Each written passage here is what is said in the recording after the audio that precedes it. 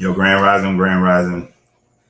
Welcome to the show, Coach Renz. And today was Tuesday, so on Tuesday we do What's Wrong with the Bible. I'll give people about 5 minutes to get on here, go and check a few things, finish up the setup. You know what I mean? It'd be good if some of these things would be done prior to getting on here. But it's gonna be all right. Welcome aboard. Talking about what is wrong, our normal Tuesday of what's wrong with the Helios Biblios, as we actually read it word for word as people, hey, you don't know it, you need to read it. Well, we decided that we're going to read at least some of the first books, and we might skip around after we finish these first books.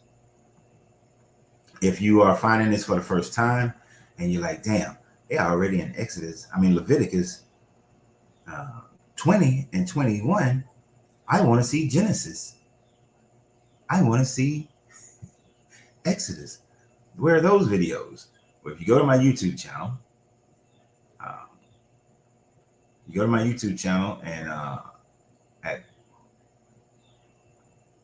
and click on playlist, you'll be able to find the remaining videos, all the other older videos. So go to the playlist, YouTube, and you'll be able to find, Leviticus.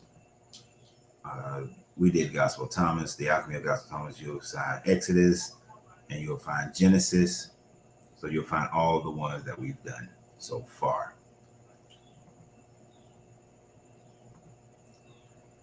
But I normally give about 5 minutes for people to get on here. We are close to the 5-minute mark. This channel is a deconstruction channel. We deconstruct religion, but also help people to figure out what directional path they want to go into as far as their own spirituality. I'm not promoting any certain particular type of spirituality. You ain't got to have none whatsoever. That's all up to you. But we also talk about different things like the Kabbalion, the Hermetics, chakras, all those sorts of things. So that's the kind of thing that interests you. Please like the channel, share the channel. We're on both YouTube, Facebook, and TikTok. But like, share, subscribe, all those things that they say. It really helps the channel. Grand Rising Debbie, Grand Rising Mayat, Mayat. Welcome to the live.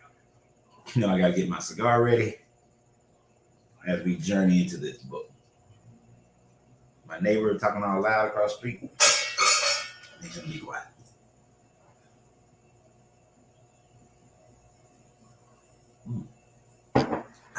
Yes, good old coffee. Got to have the coffee. Yo, sorry. Yeah, I know. TikTok, y'all ain't heard nothing because I ain't had a microphone on. So welcome to the live TikTok. How you doing? We are a deconstruction channel. What we talk about on a constant basis is validating our deconstruction away from the Bible. And now on Tuesdays, we do What's Wrong with the Bible. We actually literally read it, and that's what we're doing, getting ready to do today for. Y'all want to be here for Exodus 20.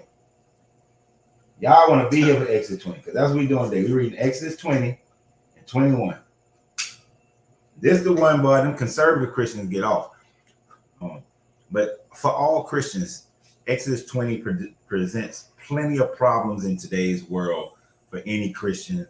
And I have yet to meet the Christian that can adequately defend Exodus 20.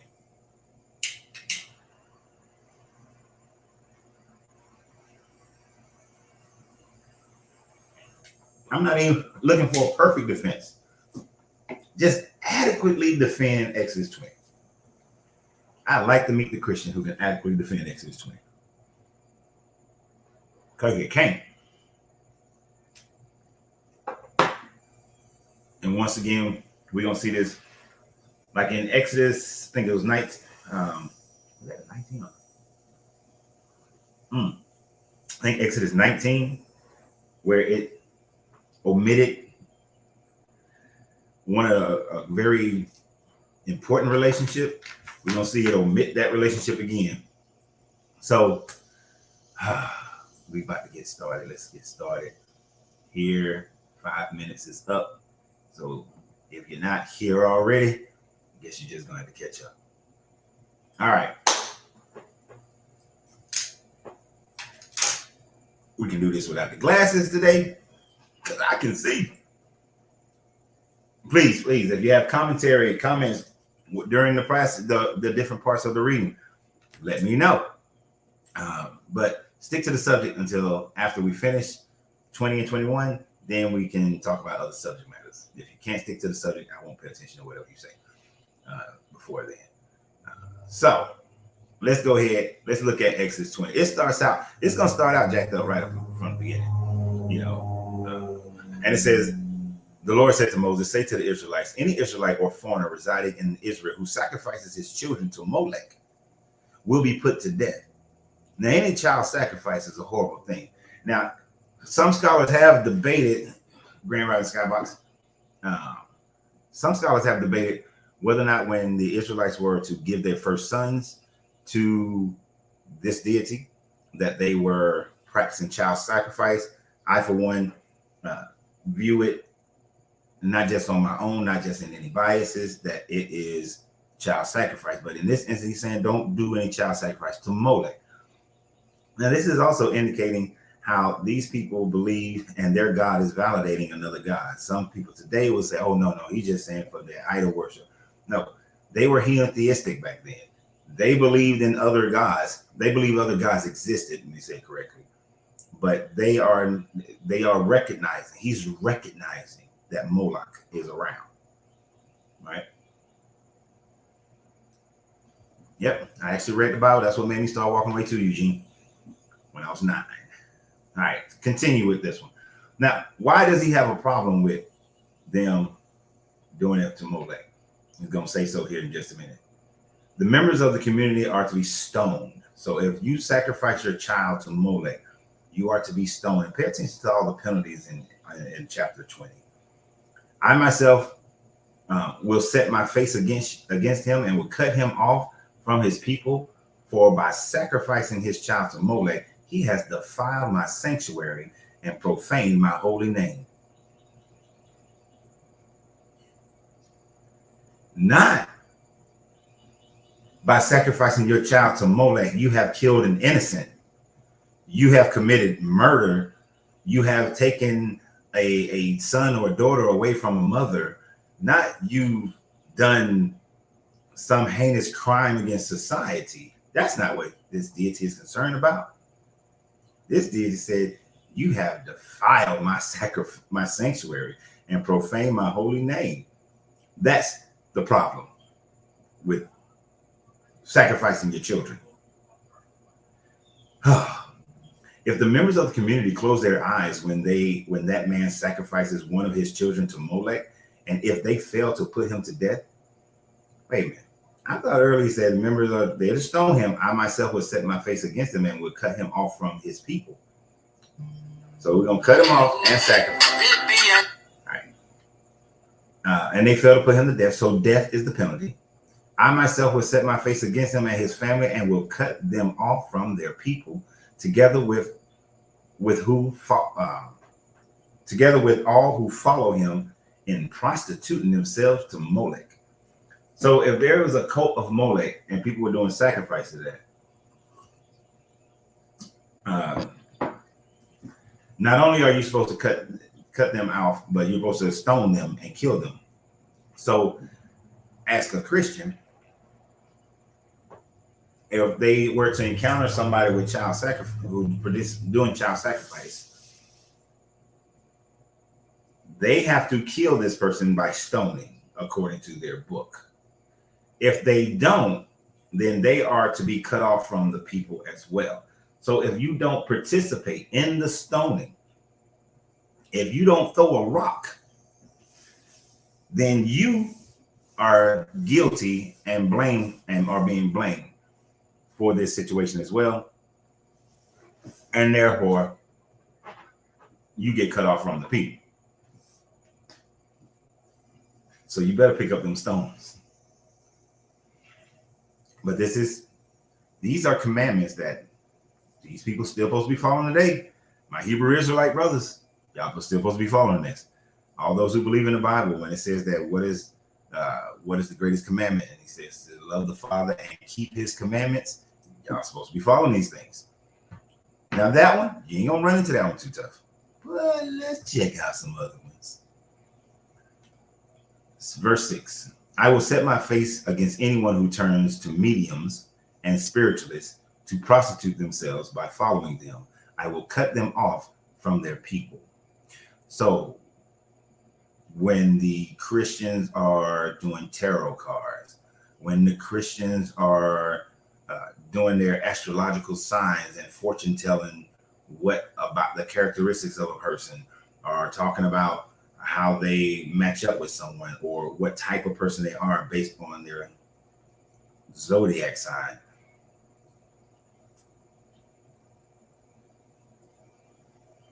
Hello, my Christians. My Christians, it's not something that you should be doing. Oh, the Lord is not going to bless you because you're doing and talking to the spiritualist.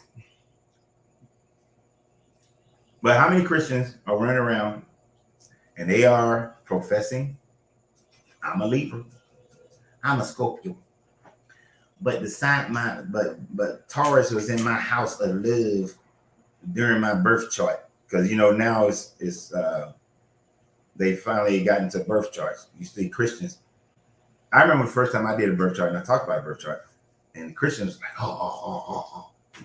And now you see Christians talking, now you gotta get the whole birth chart if you really want to know a person. They ain't supposed to be doing that.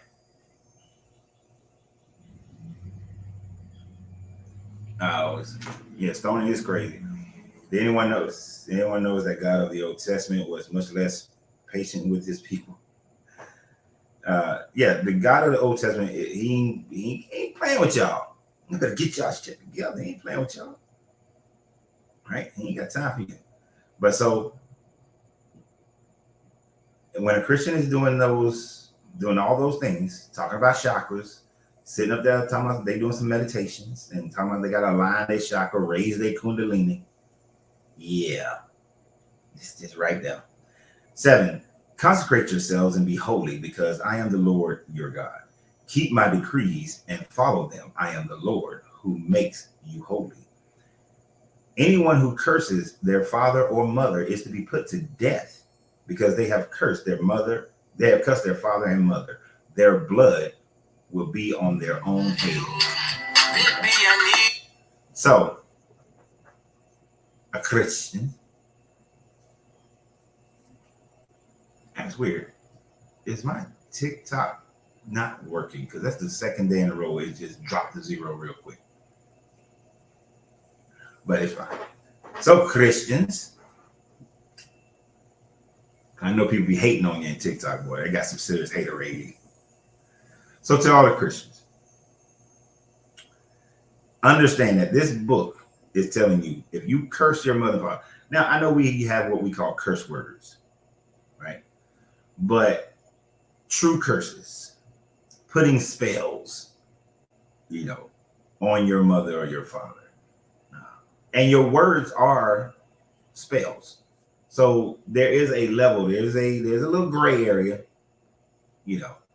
There's the, she made me so sick. Yeah. I wish she'd get hit by a bus when she go to work. We're getting close now. Now we're getting close. We kind of in now. I wish she wouldn't wake up and she just die. Yeah, see, people when you say put a curse, everything like you cussing your parents, like fuck you to your mama or your daddy or somebody like that, right? No.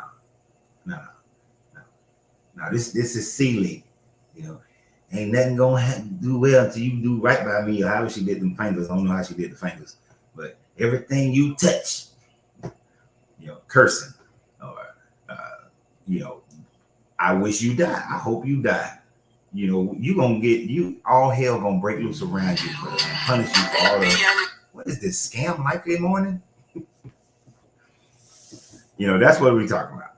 Putting a curse. So, and we know people do that today. Our Christian, there should be Christians killing their kids for cursing them.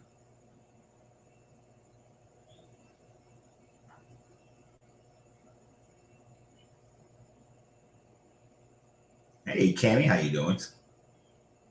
The Old Testament had prostitutes. Men had multiple wives, and offering blood and body and prayer are like polytheistic offerings of meat and incarnation. Yep, sure did. Haters are gonna always hate, but the truth is the truth, brother. It sure is. And this is the truth of what they're supposed to believe. Yep. When they say you're going to hell, they're casting a spell on you. Because when they talk about mediums and spiritualists, they are predictors of the future. So you're doing the same thing. But in this one, you're supposed to kill your own kid. You're supposed to kill your own kid if your kid was to put a curse on you. Yep, even it was slavery and patriarchy. That's all this thing is. So let's continue. Because there's some good stuff down here. It's some more good stuff in this foolishness in this book. If a man commits adultery with another man's wife, with the wife of his neighbor, both the adulterer and the adulteress are to be put to death. Right? Now, how many times, Grandma Raquel, how many times have we talked about that whole drawing the line in the sand and they bring the adulterous woman up there? How many times do people question, where's the dude? Where's the man?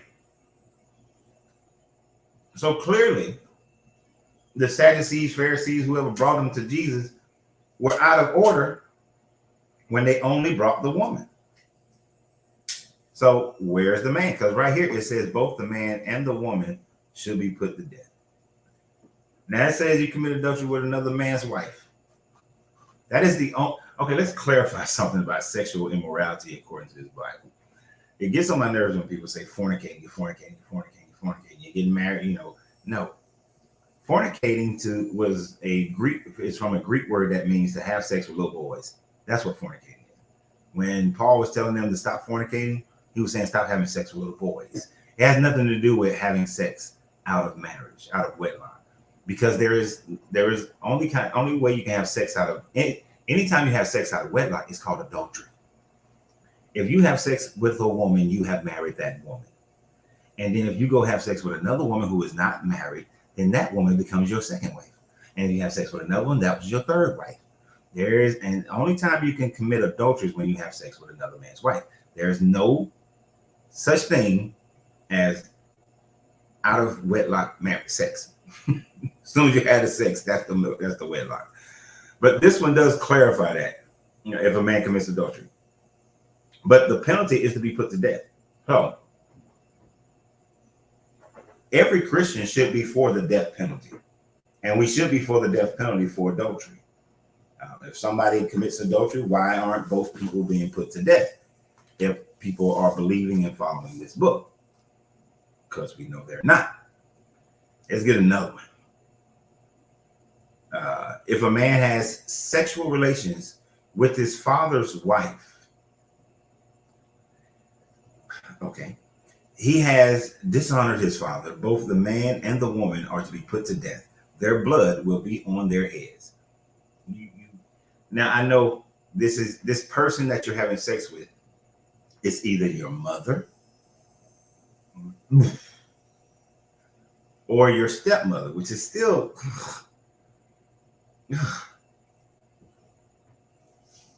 but you are to be put to death. I'm not saying you should be able to have sex with your mother or your stepmother. It's the you putting to death part. That's the problem with this. These punishments are insane. Insane. And it's going to contradict itself in a minute. Oh, y'all just talking. Y'all didn't want to talk to me yesterday, but now y'all just talking. The Bible changed all that later. The guy went to counseling and he had to reconsider everything. Hey, Shirley. So it's a spiritual marriage, not sex. So this is a spiritual message, not sex. This is about mixing doctrine. Your church is the husband and about to destroy the information that it keeps in. The new wife, the new knowledge, father's wife. Very ancient text. That's what people try to turn this into today. I'm assuming that you're saying, because when this was written back in the time frame that it was written, this was meant to be exactly what it says. They meant it literally.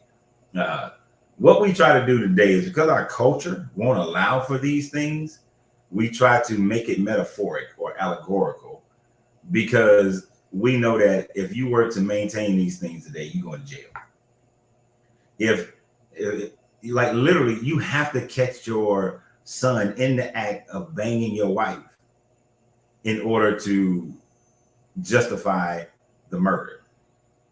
But if you just caught them, took them to court, and had them standing outside on the courthouse steps and start stoning them, you're going to go to jail, right? We try to overanalyze it later on in life as the culture, because we've matured. We've gained a higher standard of morality than what these people had.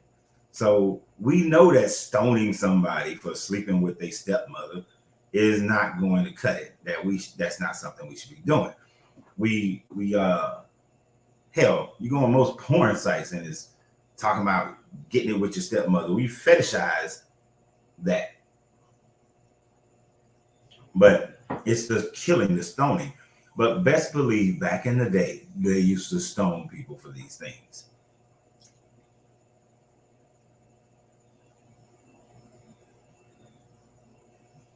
Funny how they believe the text can have hidden messages and metaphors if it supports God, but if it doesn't, and if not, it doesn't. Right. That's the way. Because that's the only way they can rationalize. That's the only way people can rationalize these things, is that they have to say these are metaphors, these are mysterious teachings, and you got to have a certain type of, I know the code to break it down. No, when they wrote this is what they meant. And he's going to tell you later on why he meant it. All right, so let's continue. Where was I? Man, there you go.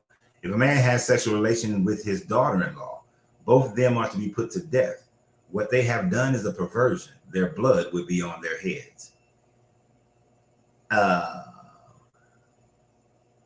So why wasn't it a perversion when old Tamar and what was it, Tamar and Jacob? Well, was it Jacob? No, who did Tamar and Tamar? It was Tamar and Judah, I think. Who the hell did Tamar have sex with? Because Tamar was the wife of Onan, and got killed. Then Onan was the brother. Onan had sex with him. We're gonna get to them in a minute. And then Judah, thank you. So not only did he have sex with who he thought was a prostitute, and it's gonna talk about that in a minute too, but he also had sex with his daughter-in-law. Wanted to stone her for adultery, but then when realized it was him, oh, she's more righteous than me. Even back then, they swerved the message to fit their own agendas.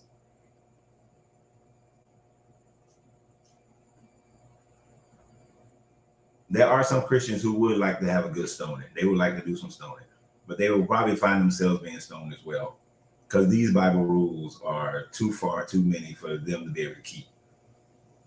All right. What was that? 13. If a man has sexual relation, now this is the one that they hinge on. If they don't know nothing else about Leviticus 20, this is the one that they know.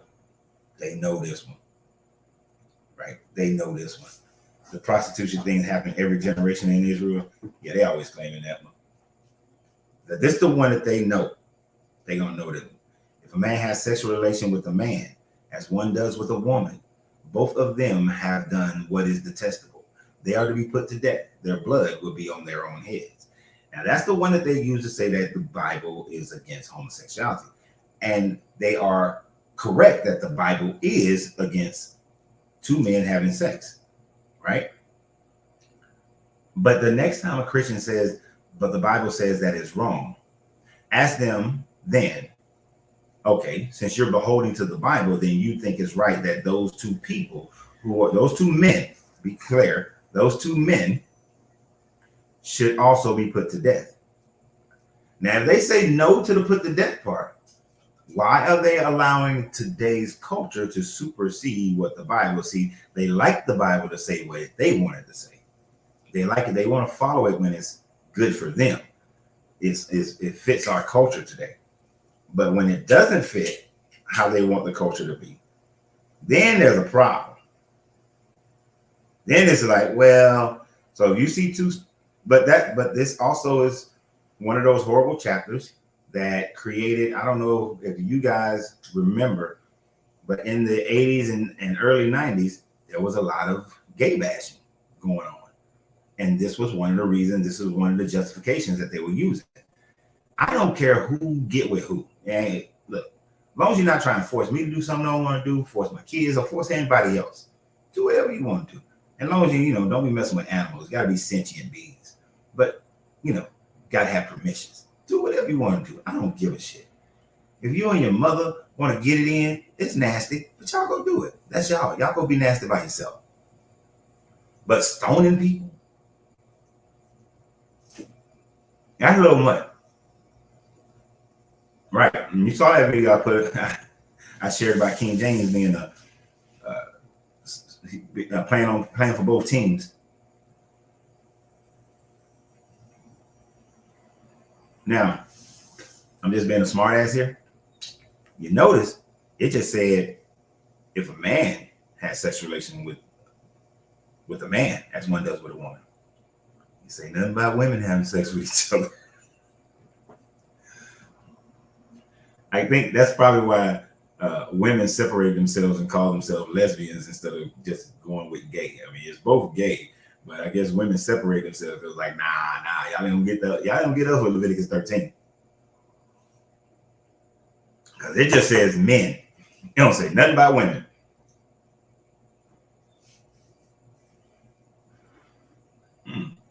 Look, since the born of time of man, it's been freaky deaky getting on the whole time. But that's all it is. 14. If a man marries a woman, if a man marries both a woman and her mother, it is wicked. Both he and they must be burned in the fire, so that wickedness will be among you, so that no wickedness will be among you. They switched up on this one. We killing folks, but now we got specifically gotta burn them. And that reminds, there's a very popular guy on TikTok, and he's in a polygamous relationship with the mother and the daughter, and they're Christian.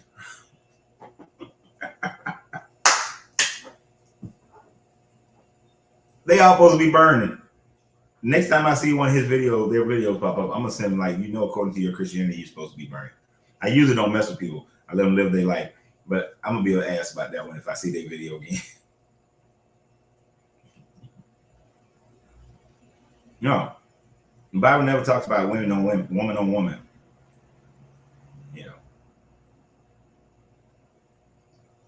But they got enough things to kill women in this book and disrespect for the women. Now, notice there's just like Leviticus 19, it is not saying, it's giving all these other sexual relationships. It's skipping one. It's going to skip one. You're not going to hear one that I'm going to say, and that's a father having sex with his daughter. This book outlaws all these other types of sexual relationships, but not a father and his daughter. That's fucked up. That's messed up. That's messed up. Orgies weren't just Greeks and Roman things. Orgies was a human thing. All right. We Greeks and Romans personified it. The most evidence that we have in history is Greek and Roman. They personified it. It was a natural way of life for them. But Greek orgies were going on in damn near every culture, my guy. Come on, Papa. You know it was going on. Oh, yeah. 14, that was the mother and father. Uh, if a man has sexual relations with an animal, he is to be put to death, and you must kill the animal. Okay, kill the victim. We gonna kill the victim. Why are we killing the victim? Animal is not a sentient being, be able to make the choice yes or no. Why are we killing the victim? I'm almost with him right here with kill the dude, because that's like messing with a child. Messing with a child is worse, but you're talking about beings that don't have the authority or the ability to choose what's going to happen to them. That's cruelty on a whole nother level. If a woman approaches an animal to have sexual relation with it, kill both the woman and the animal. They are to be put to death. Their blood would be on their own heads. So it's a little equal treatment, except it says that if a woman approaches, where this one says if a man has sexual relation. So you even walking up, ladies, don't walk up sexy to your animal. You see your little dog, cat, your goat, your horse, don't walk up sexy to them. Don't be switching and swaying when you're walking up to see your horse like, oh, black stud lightning look good. Don't walk up sexy. So because y'all can get jacked up even in your walk up.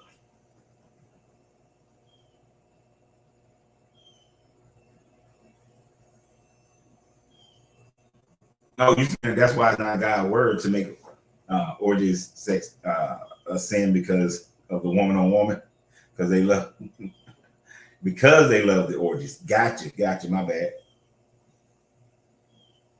Gotcha. I'm with you. Hey, look, if I'm writing this book, of course the things that I like are not going to make it in here as far as something that's sinful and need to be put people to death. No, all the stuff I like this is gonna be in here. This is gonna be all right. We eating ice cream. We doing that, and ain't even gonna talk about them sexual things. Y'all ain't getting that much in my business. I've never heard about a man having sex with a lizard. How in the hell can you have sex with a lizard? Were you letting them put, like how to be putting peanut butter on their stuff and me letting the dog lick it? I heard about that. All right, while Debbie is typing how a man has sex with a lizard, let me continue. If a man marries his sister, the daughter of either his father or his mother, that would be his sister.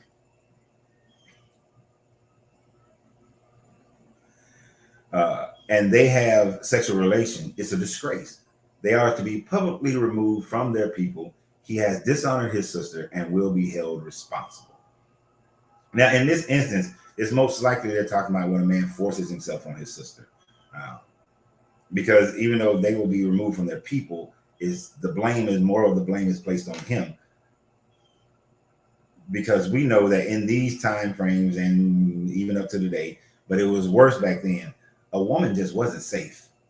All right. In that male patriarchy, y'all ain't nothing but property. A woman was not safe back then. If we ever invent time travel, if you're a woman, you don't want to go.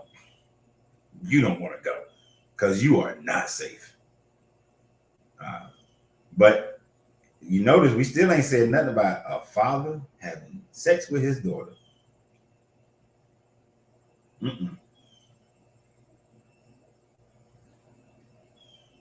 He put all of that in the Bible, but but he had a dungeon with passageways and everything. If a man has sexual relations with a woman during her monthly period, he has exposed the source of her flow. She also has uncovered it. Both of them are to be cut off from the people. This one is a contradiction to what they said in Leviticus 15. In Leviticus 15, it said that if a man has sex with a woman during her monthly flow, then they are both just unclean, and then for a period of time, and then they go through their cleaning ritual. But in this one, they are saying that they got to be cut off from their people. So which is it? Are they cut off from the people, or are they just they're unclean and then gotta be clean, and they're unclean for like 7 days, right? And then they wash with water and all this stuff, and then wash their clothes, and then they're clean again. But in this one, they're gonna be banished from the people. So make up your mind. It's like you change your mind within 5 chapters. This dude not changed his mind again. And then he exposed the source of her flow. I think he knew that it was coming from through the pum pum already, and I think she already knew. I'm pretty sure she knew it, that it was coming from the pum pum. And I know I'm taking that literally, not poetically, but still. This book does have a knack for adding words to be able to increase the volume of the book. 19. Do not have sexual relation with the sister of either your mother or your father, because polygamy. So that's why they're breaking it down like that. For that will dishonor a close relative. Both of you will be held responsible. Ooh, both y'all. Now, didn't he just say that though earlier? But in any case, don't have sexual relation with your sister or your stepsister. Either way, don't have sex with your sister. So everybody, nah. I wish a guy was in the Marine Corps named Queen was on here. Like, so Queen, all you Christians up there in West Virginia, all y'all going to hell. Because they seriously, in the 90s, was still had some of them jokers up there doing that. Right. This deity created, now think about it. He created what Skybox said. This Bible God is like, ew, woman on her flow, banish you. Banishment for you. Then why create a woman to have a monthly flow then? You see what I'm saying? If you know it's problematic, if you know it's not something that's always going to make her unclean, why make a woman have a monthly flow? You hear what I'm saying? Now, I'm not 100% sure, but I'm sure not all mammals have a monthly flow, right? No, I know they don't. Like, animals go into heat. They don't have a monthly flow. So why couldn't it just been, and I had this debate with this one lady. She was like, God made sex for procreation.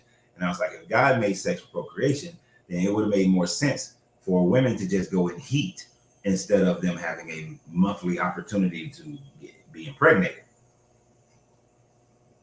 And then he would have made men where our desires for intimacy only happens when we catch the pheromones of a woman going into heat. So, and then we probably all kill each other. But the point was, why create this monthly flow? And I've heard people say because Eve ate the apple. And I was like, there's actually zero proof that Eve was not having a menstrual cycle, that she was devoid of a menstrual cycle before she ate the apple. It only said that it makes her pains in childbirth, meaning that she could already have kids prior to it eating the apple, but now she's going to experience pain in it. Because why would you change it now and says now you will receive pain in childbirth? So there must have been painless childbirth before that. But this is just for them. They're trying to explain why it's so painful for them to go through it. But the other end of that, I had a thought and I just fell out my dang on head. But in either case, you could have just made them without it. I'm sure there are plenty of women who would have appreciated if there was a different way that the egg was released out the body without the cycle. Now, I ain't gonna lie, to me, the cycle was very beneficial. Because I used to be one of them dudes. If I was dating you, I have a calendar up, and I'm counting them days. So she should be ovulating from here to there. So we're not doing nothing extra 2 days on this end, and yeah. I'm sorry, ladies, but I love the fact that y'all have that cycle, because I was able to count them ovulation days when I was coming up. I was not gonna have a child when I was in high school. All right, let's continue. If a man has sexual relation, oh, my bad, I read 19 wrong. That's not your sister, that's your aunt that they're talking about. You don't have sexual relation with your sister of either your mother or your father. So it's talking about an aunt. Because then it repeats itself down here. If a man has sexual relation with his aunt, he has dishonored his uncle. No shit. They will be held responsible. They will die childless. Now, you can take it because when you have sex, you are then married, that these two are now married if they have sex. So you've married your aunt, but you will not have children with your aunt. They're going to die childless, which is probably helpful because then, all this incest that they keep doing. We know incest is not a good biological thing. It creates issues.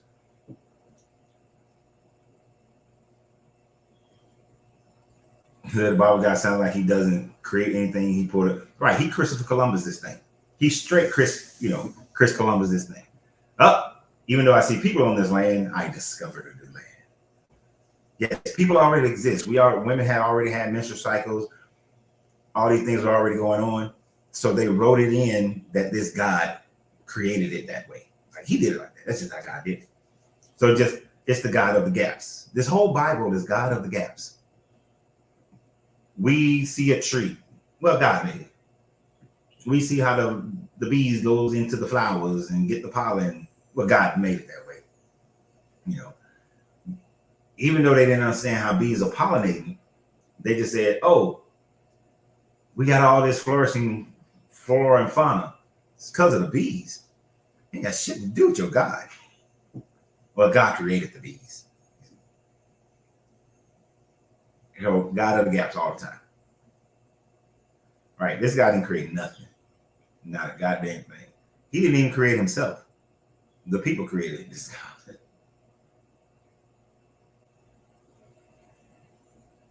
What did Chris say? When the Most High gave the nations their inheritance, when he divided all mankind, he set up boundaries for the people according to their number. Okay, that's what you believe.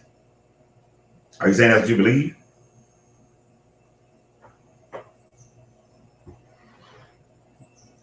Just because a book says God did it, don't mean God did it. That means you have to have faith that he did, meaning you don't have any proof.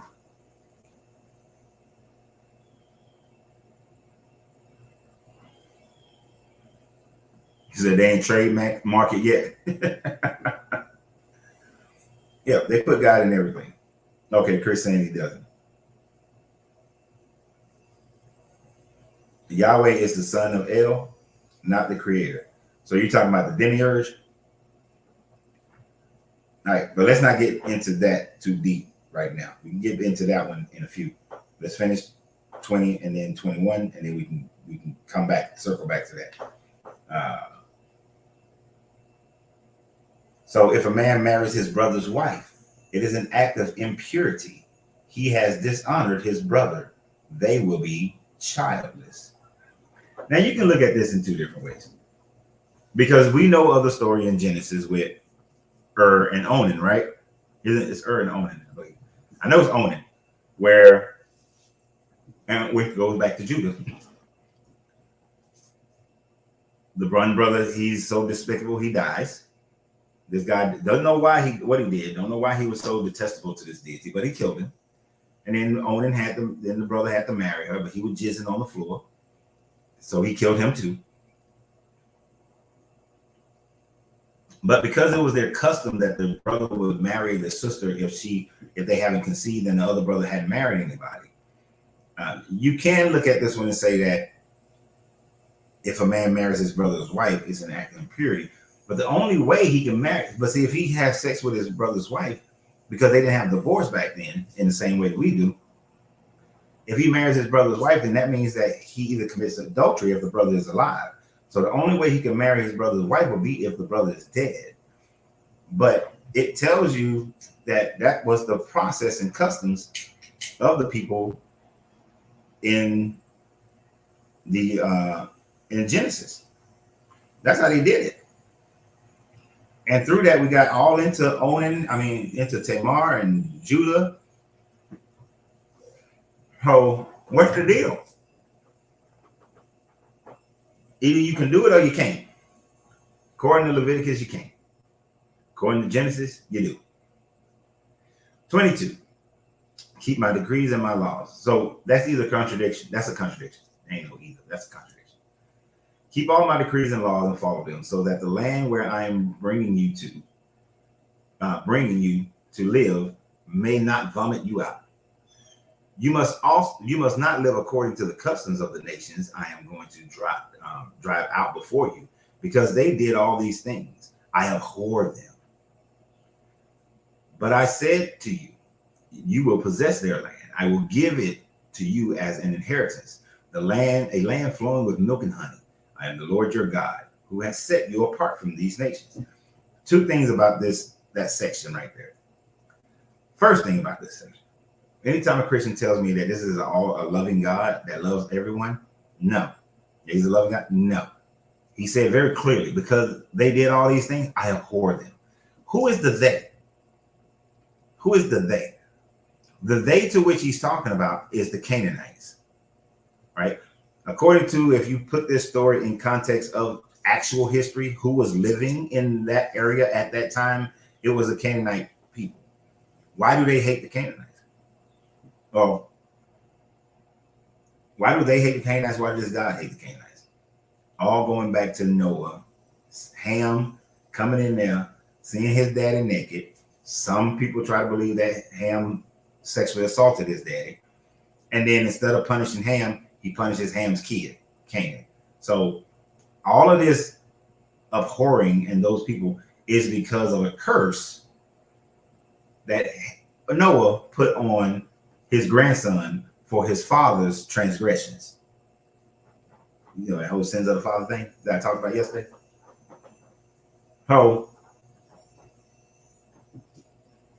how can this be an all-loving God when he specifically says that I don't love everybody? He abhors them. He hates them. Then, this is another thing that he said, that he set these people apart from all nations, because these were people who believe in gods that reign over city-states. This guy reigned over this area, that guy reigned over that area. They believed that their gods existed and the other people's gods existed as well. This is just a God for the Hebrew people. This is not a God for everybody. I'm not a Hebrew, so this is not my God, right? This wouldn't be my God. You know, my family at the time frame that this message was being written, my father's family was in Mali, my mother's family was in Nigeria, you know, modern day names. So this God does not pertain to me, because my family was never part of this nation to which they speak of. So when somebody says this book is not for everybody, it's not. It's not. It says so right here.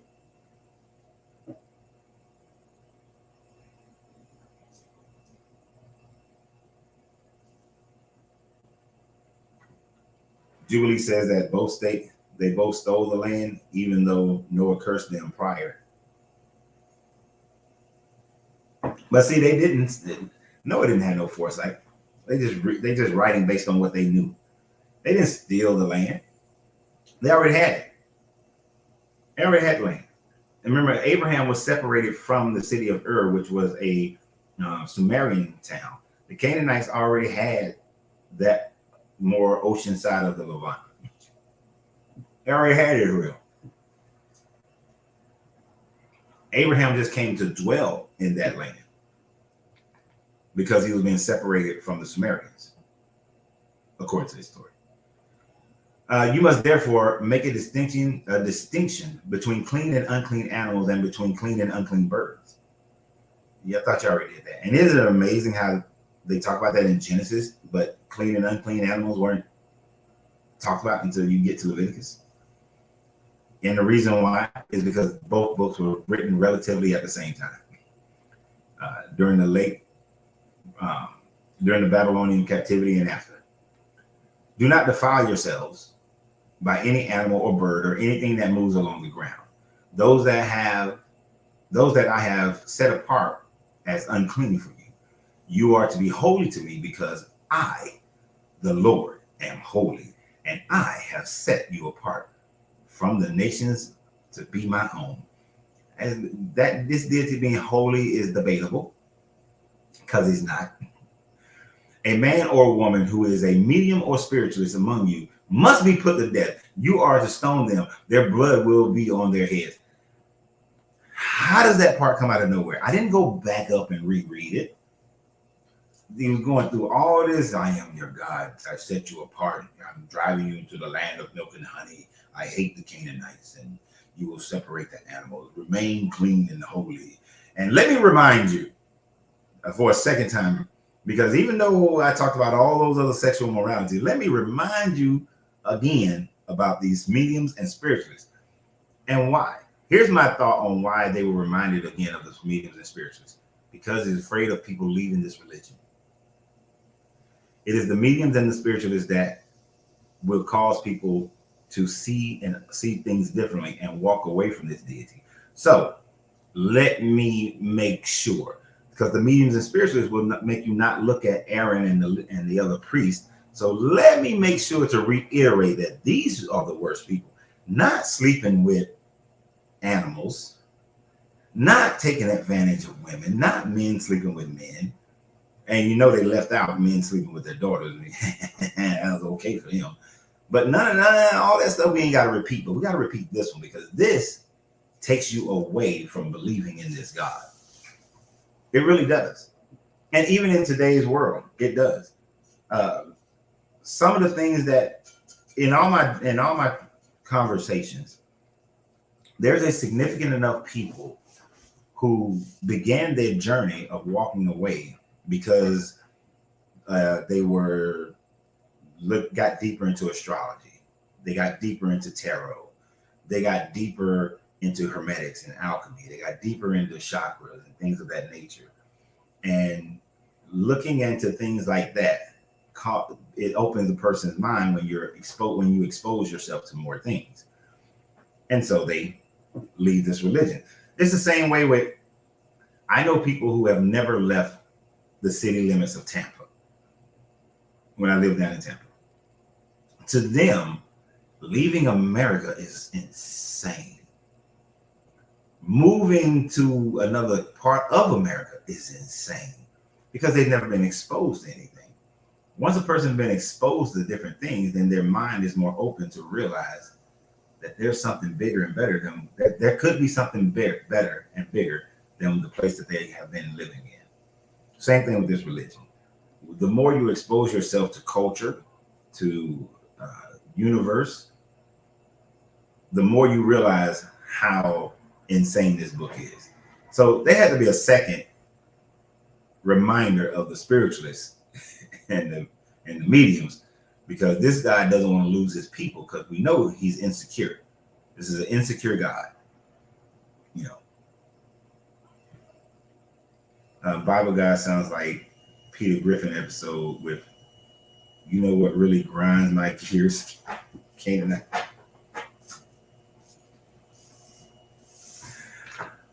I haven't seen that show in a long time.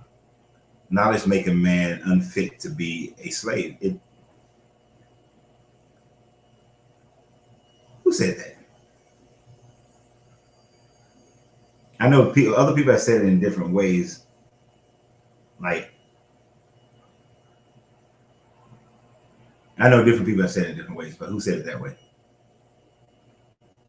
Comparative mythology was your exposure, but you still love evangelism.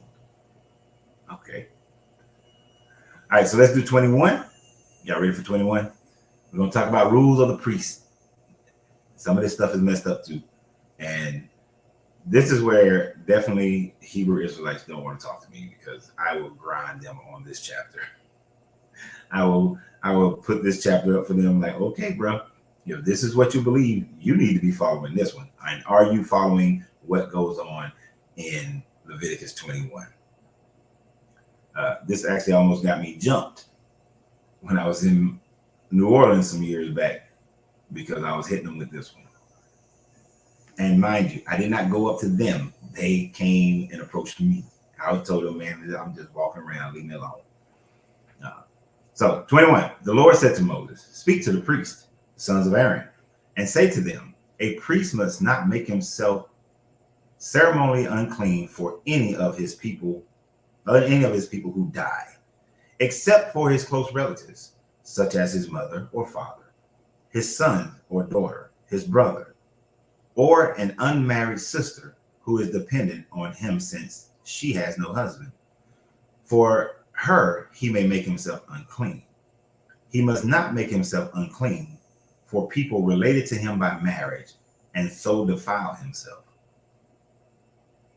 Oh yeah, more messed up shit. Did you catch that? This deity is supposed to be all, don't Christians say it's all about family? It's all about the marriage. The marriage is so important. It symbolizes the relationship between Jesus and God.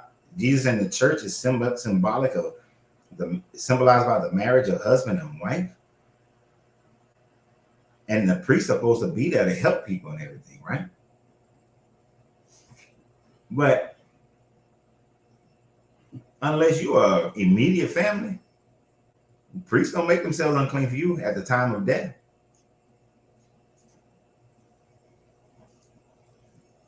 So the priest can't be in the room, and you're gonna find that out later. The priest can't be in the room with a dead in-law. Mother-in-law died, can't go in the room. Sister-in-law died, don't go in the room. Father-in-law died, can't go in the room. Can never be present at the funerals of an in-law. Only a family member. And if your sister dies, but she's married, and she's married though, nah, not her. So seriously got some family value issues with this.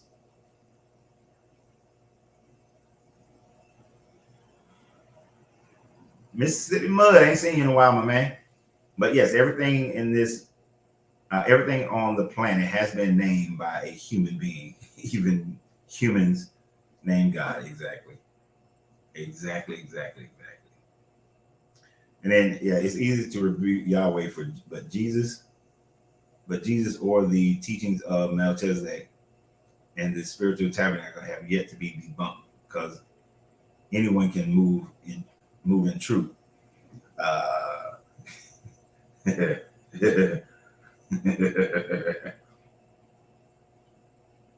Bro, Jesus never said anything against slavery, and as a matter of fact, confirmed slavery.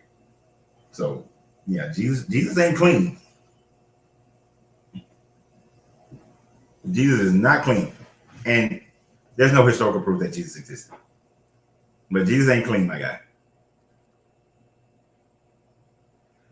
Priests must not shave their heads or shave off the edges of their beards or cut their bodies. So when you see the priests and they ain't growing sideburns in the beard, and they out there, you see a clean cut, clean shaven Hebrew Israelite, amen. Amen. Okay, appreciate that, Mississippi Mud. So make sure y'all sharing the videos.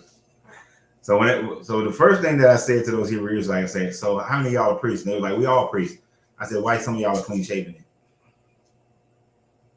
Doesn't Leviticus 21 tell y'all not to shave? Well, some of us on our job, we have to say, your job. Which one is more important? Which one more important? You see what I'm saying?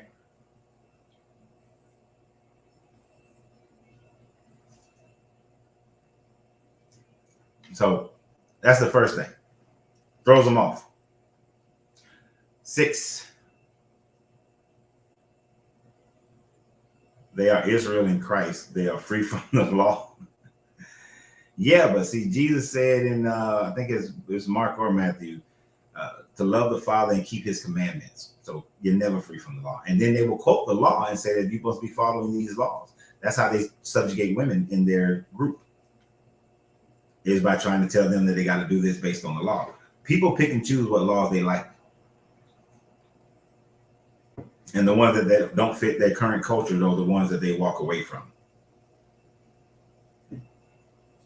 6, They must be holy they must be holy to their God, and must not profane the name of their God, because they present the food offering to the Lord, the food of their God. They are to be holy because they feed the God. You know how this God loves the smell of burnt flesh. And we bring in no fruits and vegetables, burnt flesh. But why does this God need food?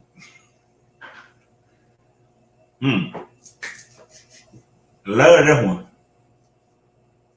Because then I asked them, this very one right here. They must not marry women defiled by prostitution or divorced from their husband, because priests are holy to their God. So all the ones who are in their second marriage are like, you married a woman in her second marriage, you're a blended family? No, not supposed to happen. Regard them as holy because they offer up the food. Yeah. Regard them as holy because they offer up the food of your God. Consider them holy because I, the Lord, am holy. I who make you holy. So don't be married. They can't marry a woman who's divorced. No blended family for them. And she can never have been a prostitute. Because we know this book condemns sex workers. You know, I, for one, and one of the reasons why I stick up for this one is because I think all that stuff should be legal. It'd be much better situation when every time I visited Holland and go to Amsterdam, a legal systemized prostitution actually is safer for the women, healthier for the women and the men. Like, and then of course y'all know how I buy money, get that tax revenue.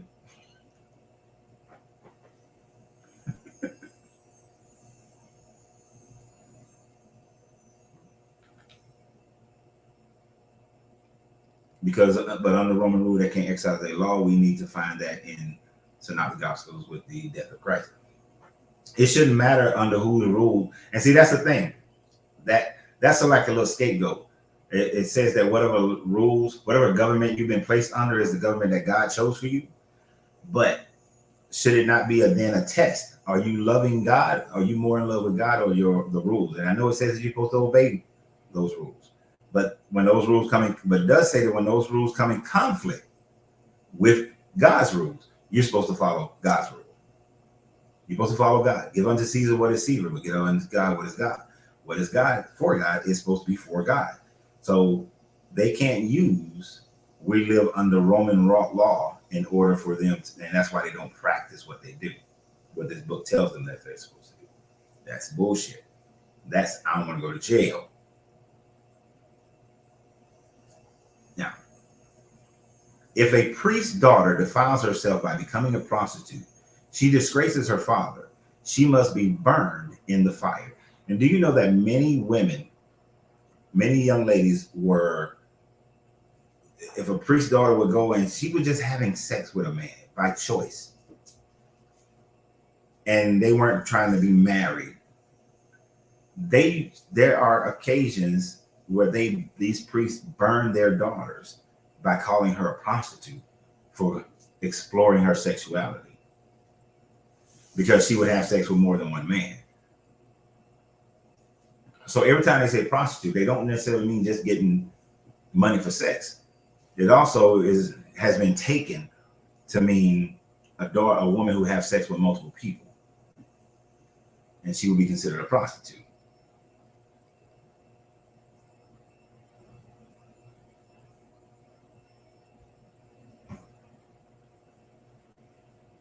If you establish that man wrote the rules, whether you believe in God or not, you're disobeying the law of man, not God. So by definition, since everything established that you don't believe in what the truth is, wouldn't it be redundant to have a conversation on that topic? And what's the solution with all these studies and knowledge of history?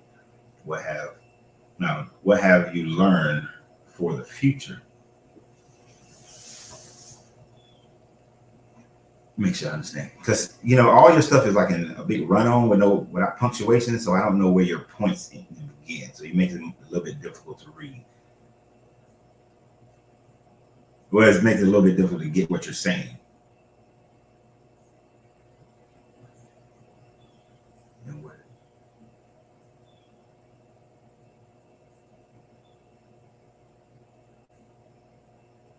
because I'm not understanding if you're saying that us having these conversations are pointless because we don't believe in these laws, that these laws are written by God. So what's the solution? Well, one of the solutions is getting rid of this book. This book really should be gotten rid of. It should go the way of the Greek mythologies and the ways of the Kemetic mythologies. It should be just done away with. We get rid of that because the laws that every country has, almost every country's laws are better than the laws of this book, of this Bible. The only reason I say almost every country is because I don't know all the laws of every country. But for every country who I know enough of their laws have higher moral standards than this book. So this book should be done away with.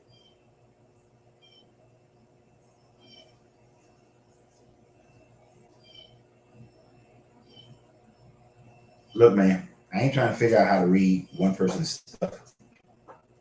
I'm gonna read it the best I can. If I can't understand what you're saying, I'll just ask you, like, what do you actually mean? But you should get rid of this whole book. If you're asking what's the solution, if we don't want to use this one, get rid of it. The Tao Te Ching would be a much better book. The Tao is so simple, it would be much better. Because it says things like, basically, the leadership's goal is to make it where the people don't need the leadership.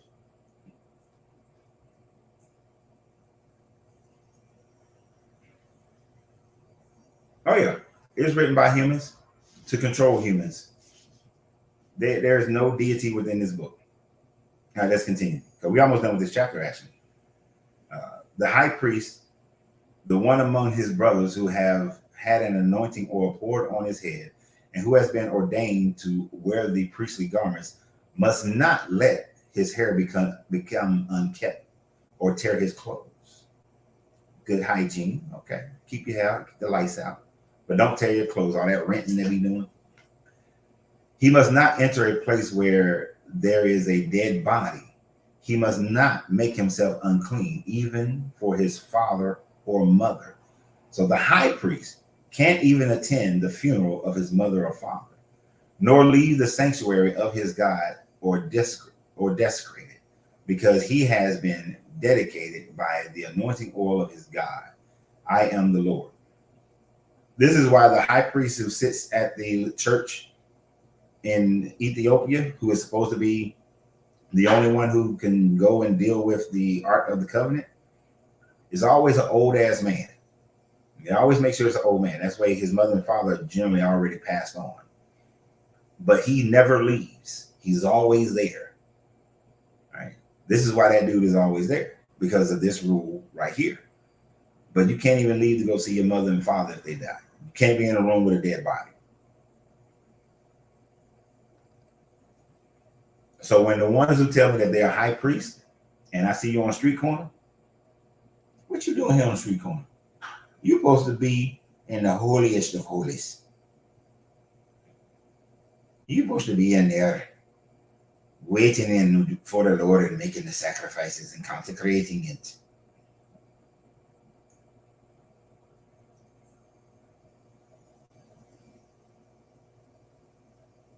Getting rid of something and replacing with something else is an option, not necessarily the truth. So you could be trading in one life for another life.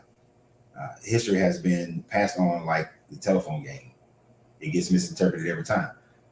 You're right. You could be turning in one life for another life, but as with how history has moved and evolved, generally the morality of history has gotten better.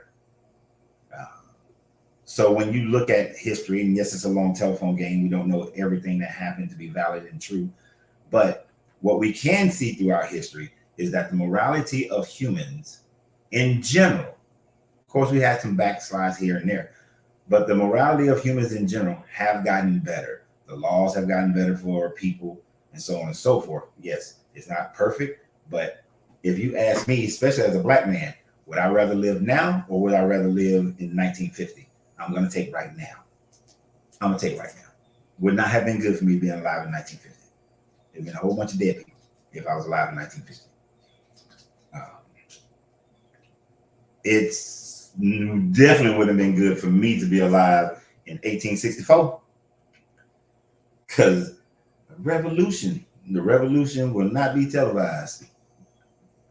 Hey, black people, we got America in a pretty decent position where we can either negotiate for our own country right here in America, or we gonna take some land right here in America. What y'all think about that? It wouldn't have been good for me to be back then.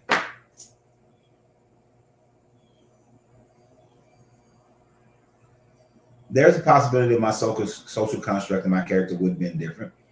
But when I look at the history of some of my ancestors, I can see certain similarities between my personality now and the personalities that they had then. So there are certain aspects, like used to tell my clients when I was a personal trainer, 25% of who you are is your genetics. The other 75% is your environment. Because there were Nat Turners, because there were Frederick Douglasses, because there was, I forgot his first name, but Smalls, the one who took a Navy ship, because there was the Haitian Revolution, there's a part of my personality that doesn't matter what time frame I would live in. Subjugation is not me. Subjugation is not me. So, and not to sound arrogant, I didn't have to learn how to. Okay, let me put it this way. When the Marine Corps gave me my real job, it wasn't because they trained me originally in that real job of urban infiltration. It's because my natural personality, I did some urban infiltration without the training. And when they recognized it, they said, oh, we're going to use you. So my natural personality is not one of subjugation. And it is one of getting other people. There was a book. There was a book called Find Your Power or something like that. And winning others over was my natural personality. So yeah, even though there are certain things that would be different, I wouldn't be putting up that bullshit. Just like my father didn't. And the reason why the KKK never marched in Marietta after a certain time frame in 1970 is because my father convinced a bunch of dudes to go out there and shoot at them motherfuckers. So, no.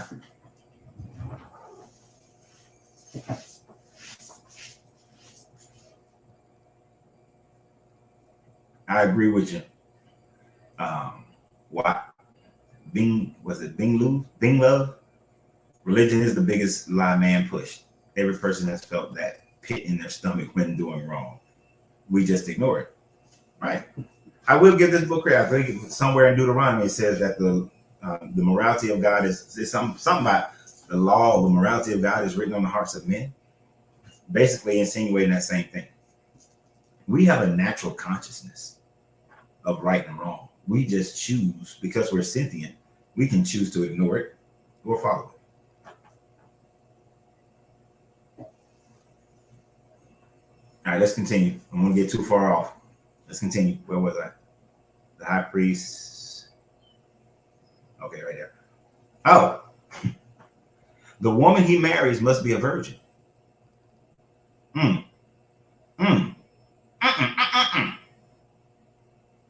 He must not marry a widow, a divorced woman, or a woman defiled by prostitution, but only a virgin from his own people.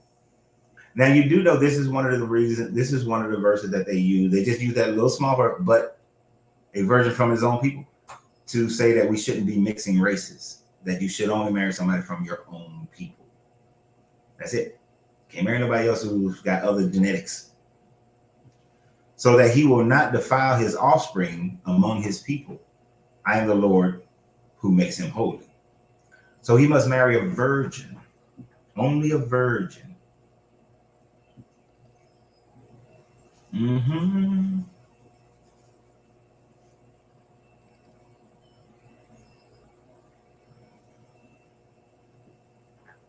So next time you talk to a Hebrew Israelite, ask, was your wife a virgin when you married her? But this is also why you got some, I don't say all, some sects of Hebrew Israelites who will tell you that as soon as a woman hits her menstrual cycle, they can marry her because she's now a woman. So some of these jokers are promoting pedophilia because of lines like this one that says that he must marry a virgin. And that's one of their ways of trying to make sure that you get them early. Get them while they're early.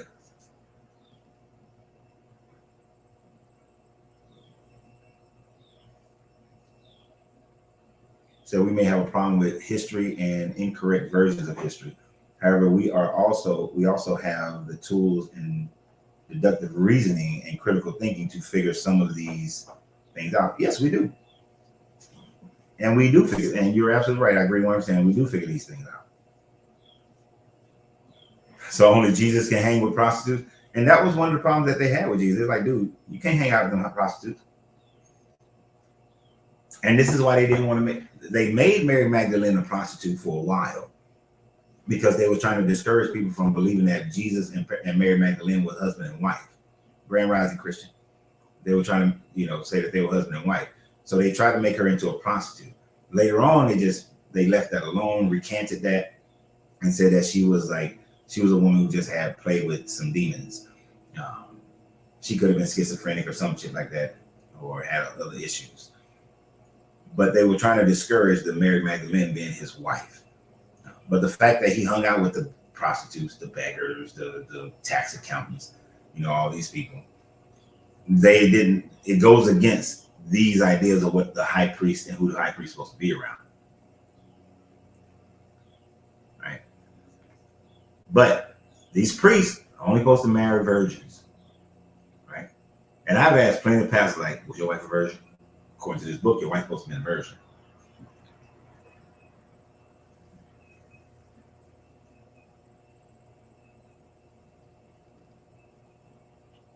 Let's continue this, and we're almost done with this chapter. The Lord said to Moses, say to Aaron, for the generations to come, none of your descendants who has a defect may come near to offer the food for his God. This is about to be a jacked up ass list, but effectively, this God is an ableist because he cannot have offerings made by people who have disabilities, according to what this book is about to say. No man who has any defects may come near. No man who is blind or lame. Now, in earlier chapter, he was saying, don't put stumbling blocks in front of the blind. Don't mess with the deaf people outside there. But don't bring that blind joker to my house though, trying to offer me some food.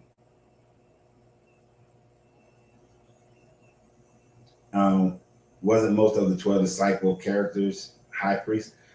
They didn't become like that until after the day of Pentecost. Before that, no, they were fishermen. They were tax accountants. They were the lower end of the population as far as what work. It was if it was a caste system, they were the lower caste system. Right.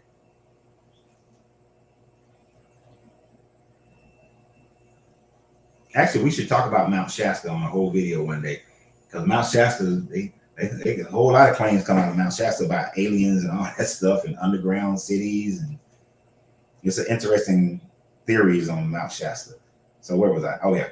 So no blind people or lame people, disfigured or deformed, no man with a crippled foot or hand, or who is a hunchback or a dwarf, or who has any eye defect, or who has festering or running sores or damaged testicles. Because remember, a man with damaged testicles or no balls can't even go to heaven. So no descendant of Aaron, the high priest, who has any defect is to come near to present the food offering to the Lord. He has a defect. He must not come near to offer the food of his God. So I guess Moses and Aaron got to dangle the balls to make sure that their balls are good. He may eat the most high holy food of his God, as well as the holy food. Yet because of his defect, he must not go near the curtain or approach the altar or desecrate my sanctuary. I am the Lord who makes them holy. So Moses told this to Aaron and his sons and all the Israelites. So basically, you know how it says that Aaron and his sons, his generations, will be the high priest um, perpetually, meaning forever. But if any of them are born or gets or has a defect at any time, so you the high priest, but then something, I don't know, you fall, you trip, your eye get put out, you no longer can offer the food offering. You, I don't know how you get your balls crushed, but if your ball get crushed, you no longer can be the high priest, and you no longer can do the food offering. Somebody else got to do the food offering. If you're born a midget or a dwarf or a hunchback or any other obvious defect, and you're in the line of Aaron, the high priest, you cannot do the food offering. And this is in concert with how this God thinks, because it was always talking about in the animal sacrifice. Make sure the animal ain't, got no defects. But this God don't want no defected animal, an animal with defects to be offered and sacrificed to him. Yeah, all the God takes you as you are is bullshit. If you're a priest, hell no. Oh, they're not gonna do that verse in church. Mm-mm.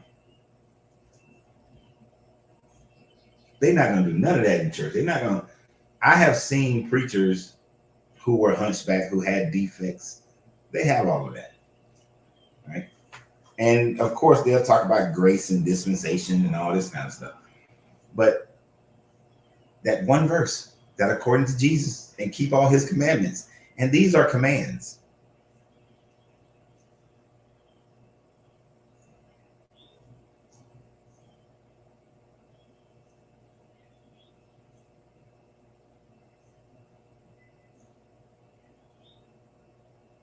You got a rebuttal for that. Perfect example, my dad in my Navy profile picture, he has one eye lost when he was a child. But he was a corpsman. Dr. Tate said he cannot be. Yeah.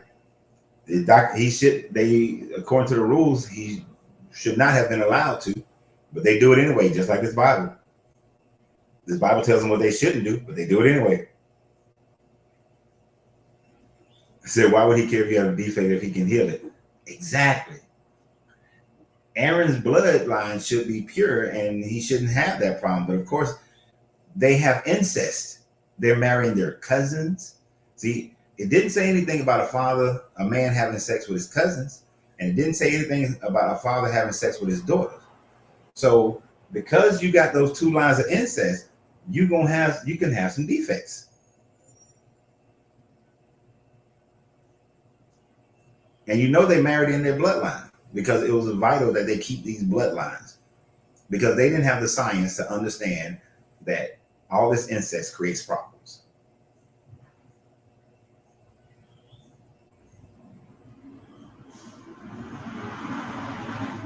Where did Jesus say the Father and Yahweh are not the Father? Oh, snap. It's Tuesday. Okay. I need y'all to hold on for 5 minutes. I forgot to take the trash to the curb. Okay. It's Tuesday. I meant to do that before we got started. So y'all hold on. I'll be right back because the trash people out there.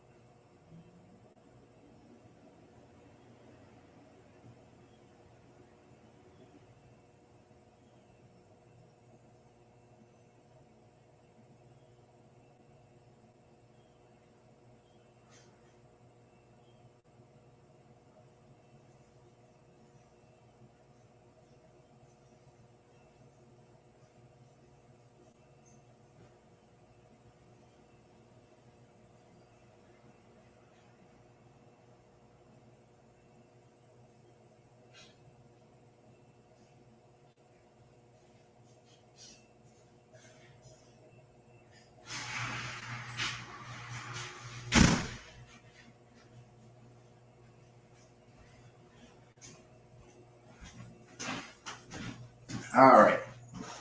All right. Appreciate y'all. I knew it was something I forgot to do before we got started. Forgot it was Tuesday, trash day. We said the father of the Jews was the devil.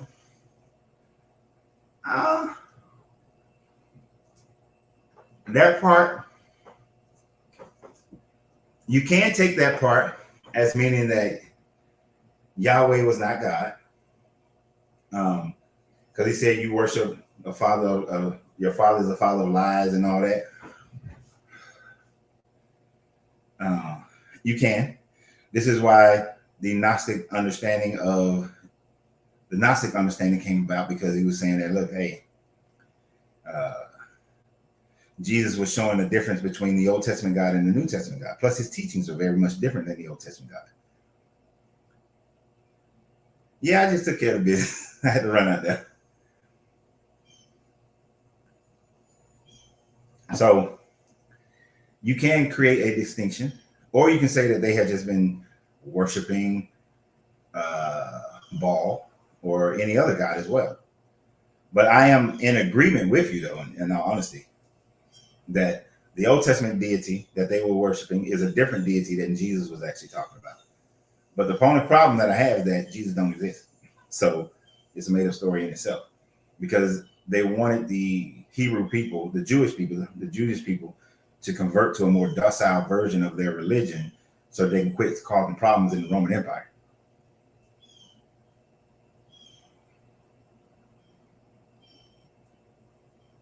So that's where my distinction also comes into play, because this Christianity was a political movement. It wasn't a real thing. It was a political movement.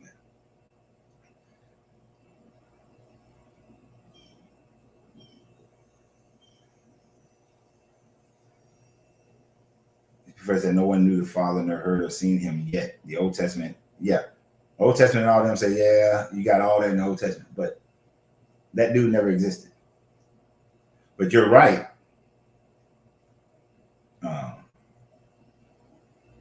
You named Christ Wilden? Willard? I don't know, I'm probably saying that wrong. Gnostics, they're scared of death. That's why they believe in that book. They're hoping they're going to get taken to heaven. You have a misunderstanding of Gnosticism in that one. Gnosticism, they're not afraid of death. Gnosticism actually believe in reincarnation, that if you don't figure it out through gaining knowledge on this life, you'll come back and you have another opportunity to figure it out again, to raise your consciousness through knowledge.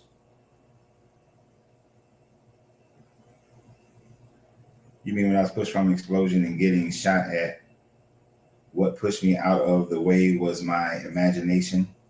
Wow, I have the imagination that protects me.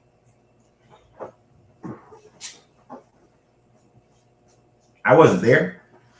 I don't know what happened. I can only go based on what you just said. But you can't prove that it was this deity that pushed you out the way.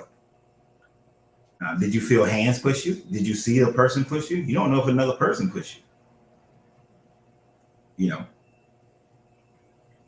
It could have been Moloch who pushed you.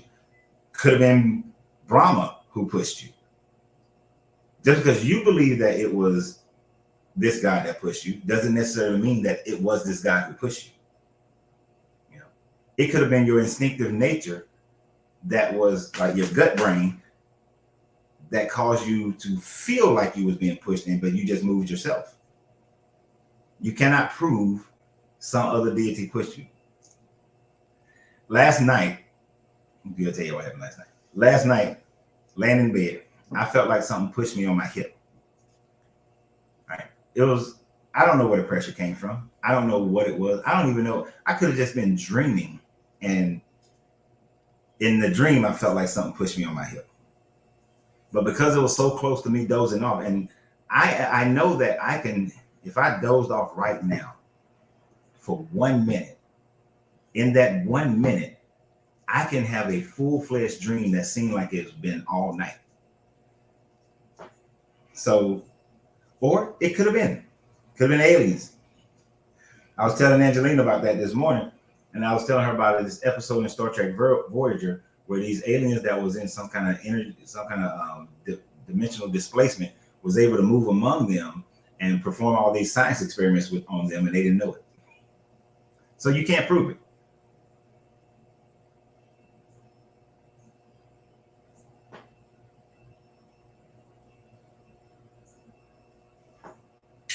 But until such a time, can't prove it. But it's your belief. And if that's your belief, I'm fine with that. That's your belief. But that doesn't mean I have to believe it.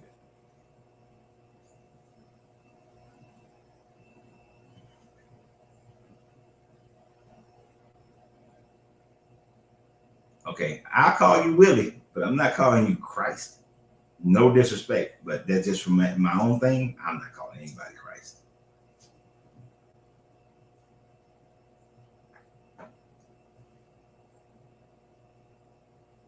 So what we call things is whatever we decide we're going to call things.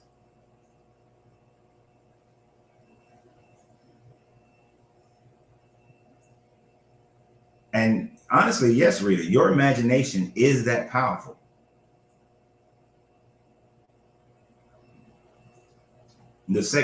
People, you will be impressed.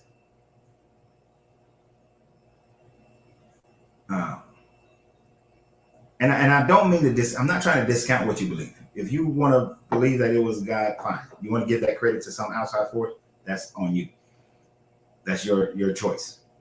But the main reason why people don't succeed in life and whatever they decide is success, one of the reasons is because they do not respect the power of their imagination, the power of their mind.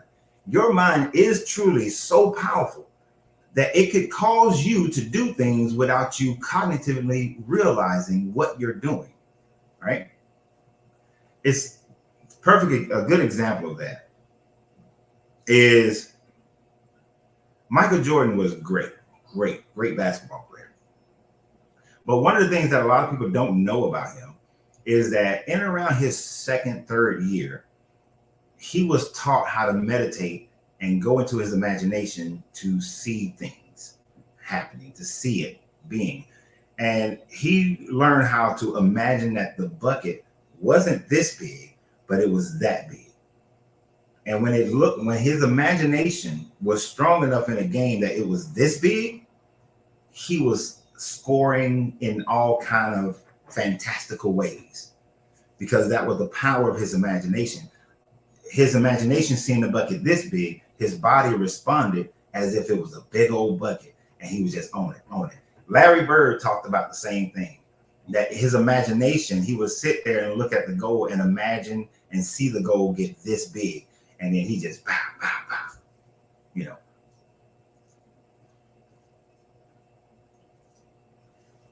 If you realize the power of your imagination, there's so many more things that you would be accomplishing that you don't realize that you can accomplish. There ain't nothing else behind it. It's just you. It's your power.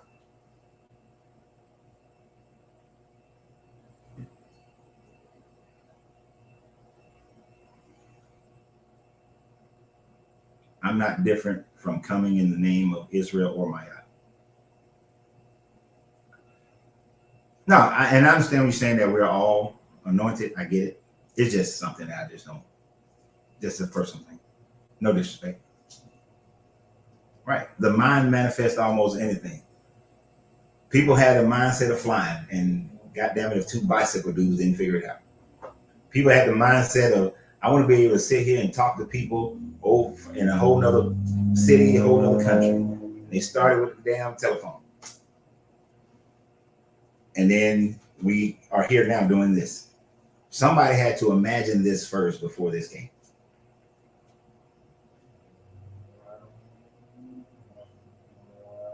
But most of us have allowed society to either say we can't do something or give all that power over to some deity. That's what religion has created. Give all that power over to some deity.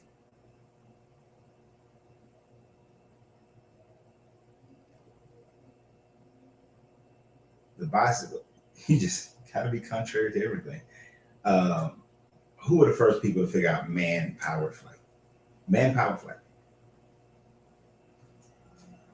Nobody else was able to do man-powered flight until they did it. So it's more than just a patent. They did it.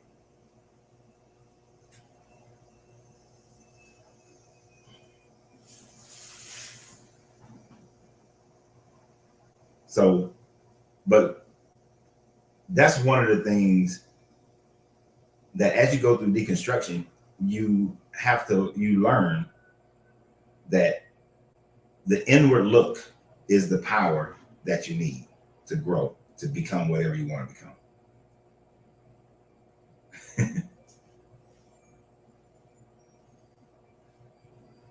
Look, Samuel Tate, I'm gonna tell you this right off the bat. Just because I told you about that, I'm telling you. I don't do that, I'm telling you. Right?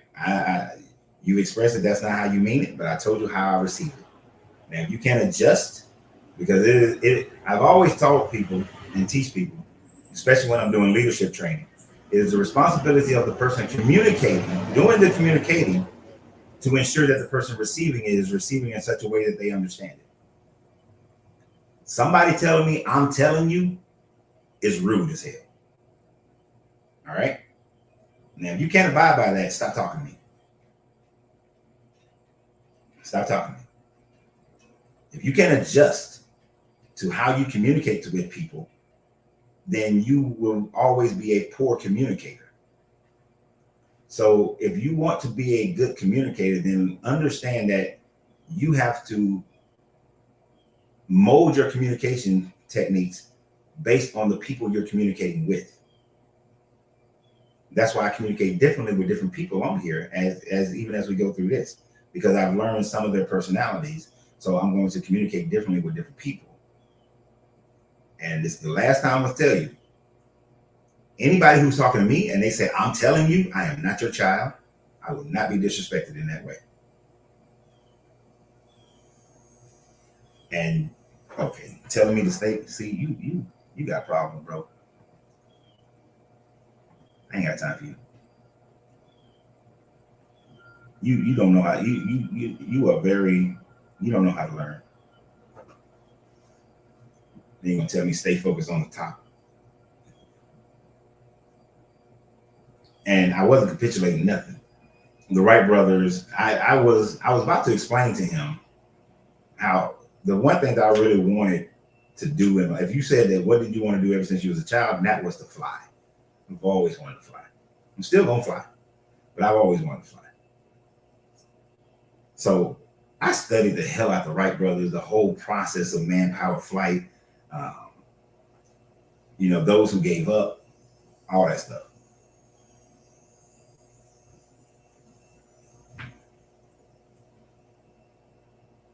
So I was, and space engineering, oh, dude, until they showed me how much it cost to go to Embry-Riddle Aeronautical University back in 1990, that's why I went to the Marine Corps. Because I was going to go to Embry-Riddle Aeronautical University. They was one of the few schools that had a wind tunnel. You get your pilot's license while you're there. I was going into their aerospace engineering program. Oh, it was going to be great. But I try to be patient with Samuel Tate. This is the second time I can't do him. Yeah. So he's blocked.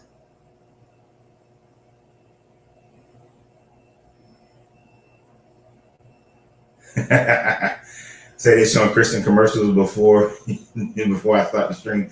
Yeah, you really can't control the thing, but because of some of the titles and the meta tags that are on there, they're gonna do that. They're gonna do that. But hey, that's fine with me. I am curious. Anybody on Facebook, do y'all ever see commercials and ads? I am curious about that because even though my channel is monetized, I never see commercials on Facebook. So I don't know where the hell these ads are. They talking about ad revenue. It's just a curiosity.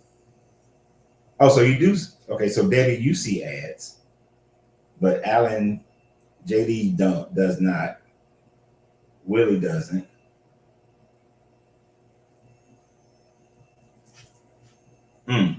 Trashing the distance, you are right. Will plus diligence and tenacity equals results. That's what I'm talking about. No disrespect to Rita and what her beliefs are, but when you are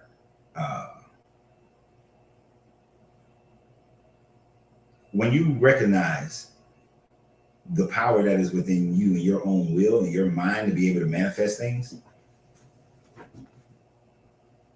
the results are under your control.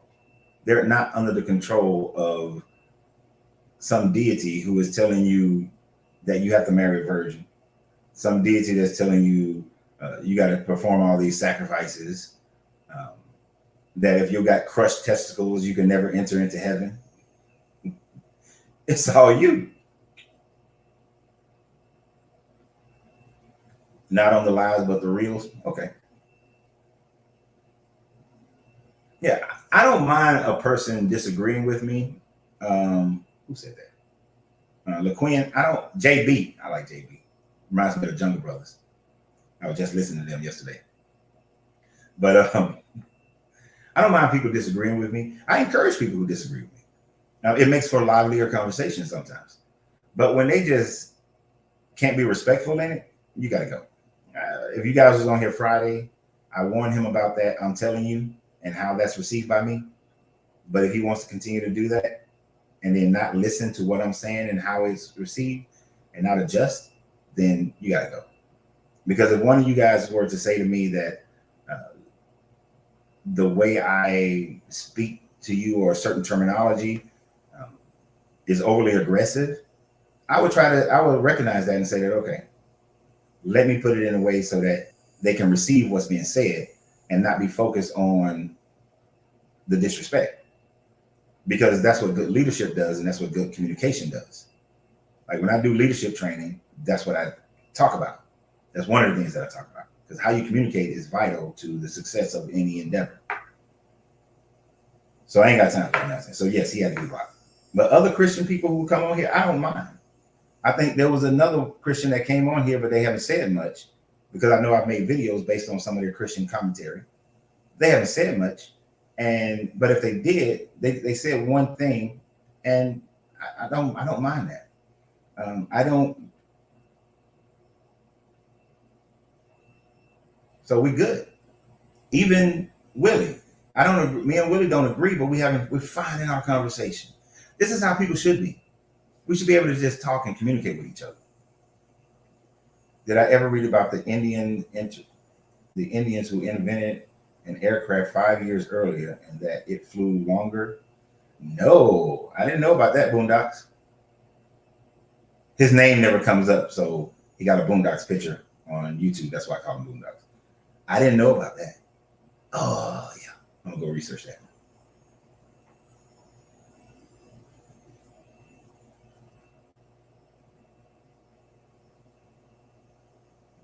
And people's post mainly for ads. Okay.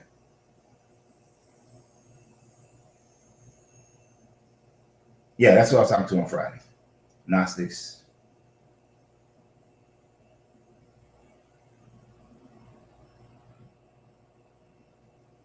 Said it one, don't make me say it. What did Sun Tzu say?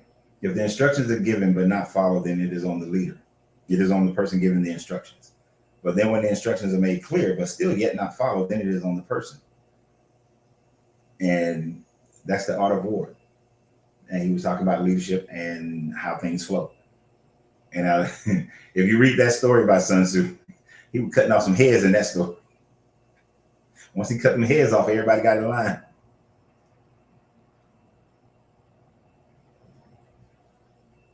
You heard that, but on Ancient Aliens.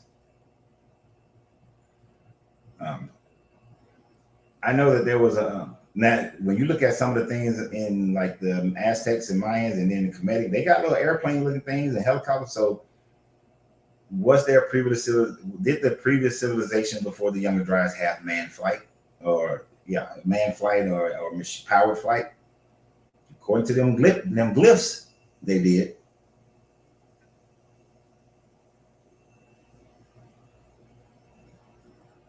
The ghost watching. Cowboy.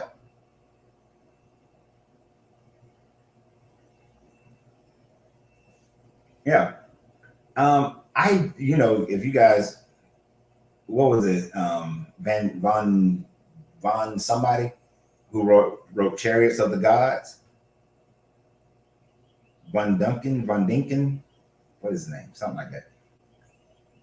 I read that book in like 91, 92. And Chariots of the God was very inspiring because it made you look at things a little bit differently. When this book talks about, God descending on the mountain with fire and smoke, sounds like a freaking rocket ship. In the Hindu, when they talk about the gods with fiery chariots warring in the skies, sounds like machine power vehicles. So why would all these people around the world are talking about how these gods are descending and ascending with fire and smoke? Sounds like the same way that when you see a jet take off or a Harrier jet levitate up.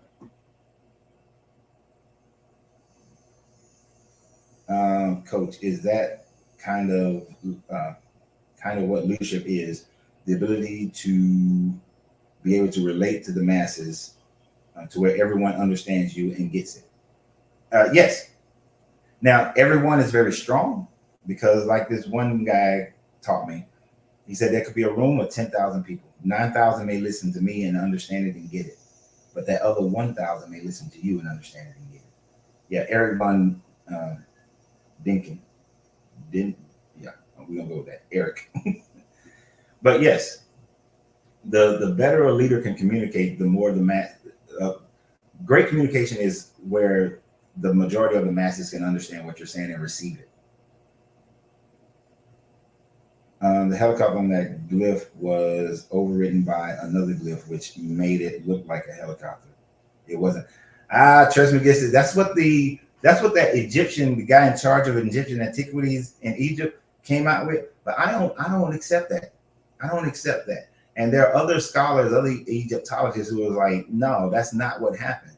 So, and then if that was the case, why did they try to cover it up? Because then that would be the helicopter. Because if you look at that whole panel, it's a helicopter and it's a jet looking thing on there. So I'm not going for that one. And why did they keep it covered with a blanket for so many years if they already had that explanation? So when it became uncovered, they had to create that explanation.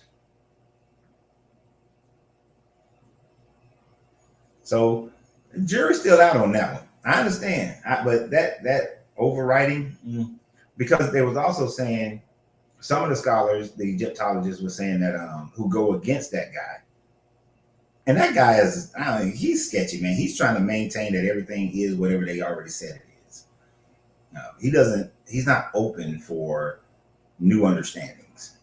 It has to follow the narrative. So anybody like that, and you're supposed to call yourself a scientist, I don't agree with you. I'm always look at you a little skeptical, because true science is always having an open mind to the fact that whatever your current narrative is could be wrong. Now, there's the possibility of it.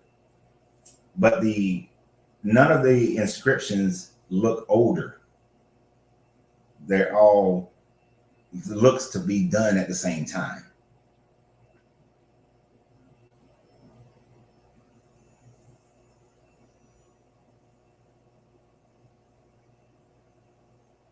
Yeah, a lot of these Egyptology are fraud. So overall, what's your philosophy, ideology, theology?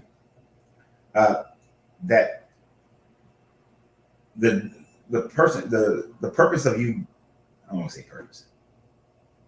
We are highly conscious beings who are to develop into higher consciousness.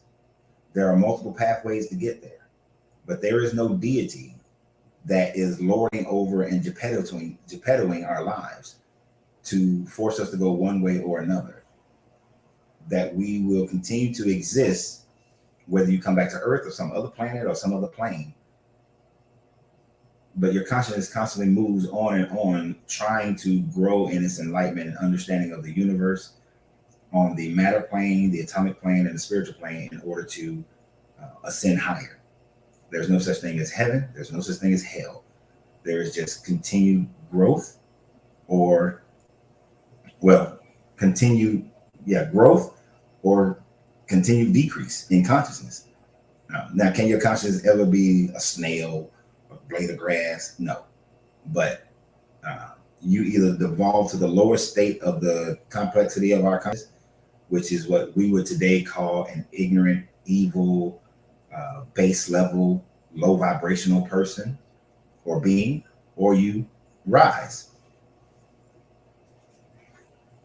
But the idea that you have this one life, and in this 1 millisecond of life, you have to choose this deity of Yahweh or any other deity is illogical. And that this God is good and all in your life doesn't make sense, even based on their own books. No religious book has all the answers.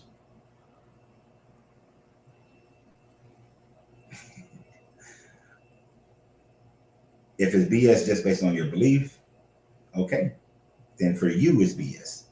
And that's on you. It doesn't, see, the beauty of as your consciousness rises, unlike people who are trapped in religions, I'm not offended. If you think that my everything I just said is BS, if you think that, it's some woo-woo stuff and that I'm just as wrong as a Christian, and because I know, what's my guy, Paul, whenever Paul watched this, Paul gonna be like, your shit is just as much bullshit as Christian bullshit. That's fine. When you become secure in that, I don't need other people to agree with me in order for me to be secure in it. Therefore, I don't lash out at people, right? If we're going to debate something or talk about something, then we do it. That's fine. We're just expressing our thoughts in a mature, intelligent way. But when it's not expressed in a mature, intelligent way, it's demonstrating that you allow the lower base emotional energy to determine how you think, your higher consciousness. This is why some of the people that I love talking to are pastors, but these are pastors where we can talk. And then after we finish talking, we can go play golf together. We can go hang out. Our families can get along. They can cheer for whatever stank football team they cheer for, and I cheer for my Falcons, and we still get along.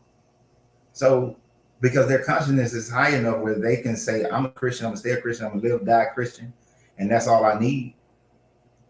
But we can have a debate about it, and nobody's getting all emotionally entangled and frustrated and mad, and I can't talk to you no more, and you gotta stay away from me. And blah, blah, blah. Yeah, that's a low vibrational person who does that.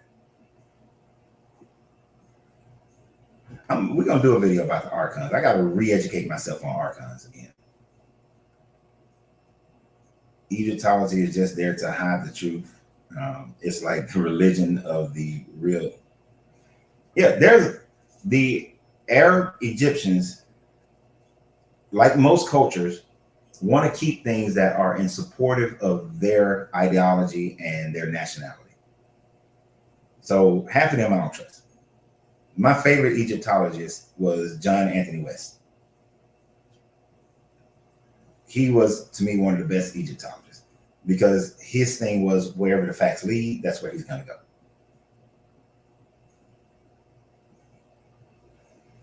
No, I think there is dissension, which is why we have some of the most grotesque people who have lived on this planet, because you can have dissension. Now, can you descend to a blade of grass, things like that? I don't accept that because your complexity of your consciousness is too complex to be a grass. It's kind of like the divine paradox. We all exist and have our own divine paradox. If you know the divine paradox in the Kabbalion, it pretty much states that the all can never not know it's not the all. The all always knows it's the all. So the all can't be a blade of grass. Although the all is in the blade of grass is not the all, because then the blade of grass would know that it's the all. You are you have a complexity of consciousness to where you will always have to know that you have that awareness. So you can never not have the awareness of reasoning and logic and emotions and all these things. So you can't become a lion when you come back, or an elephant or anything like that, because that vibration, that complexity is too low. For you, you would know, you would be an elephant knowing that you used to be a human. So it doesn't work that way. So you just come back as another complex being. It's not satisfying your dharma or anything like of that nature either. That's bullshit. Because where do you get the first dharma to satisfy?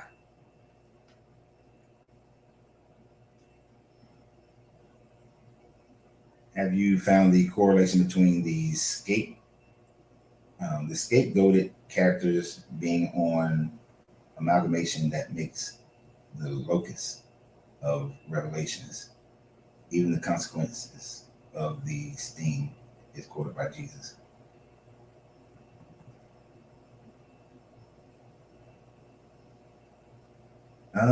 Not necessarily. I really can't speak to that because I don't understand what you mean by that. Have you found the correlation between the scapegoated characters being an amalgamation that makes the locus of Revelation? So yeah, I know you got these locusts in Revelation that's supposed to be screaming out Abaddon, Abaddon, and biting the shit out of people. So I really right now is not coming to my mind.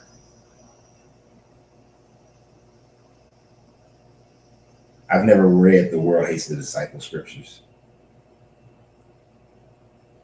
Your judgment of me is a reflection of yourself. My reaction to your judgment is knowledge of myself. Yep, I agree with that statement because how you judge people is just really a reflection of who you are, and how you react. That's a knowledge of who you are. Like people insult me, I try to explain. I try to have some patience with them, but then my patience. Some people think I have too much patience, but it is my patience, and it is what it is. I will tolerate people longer than most people will, but there is a max.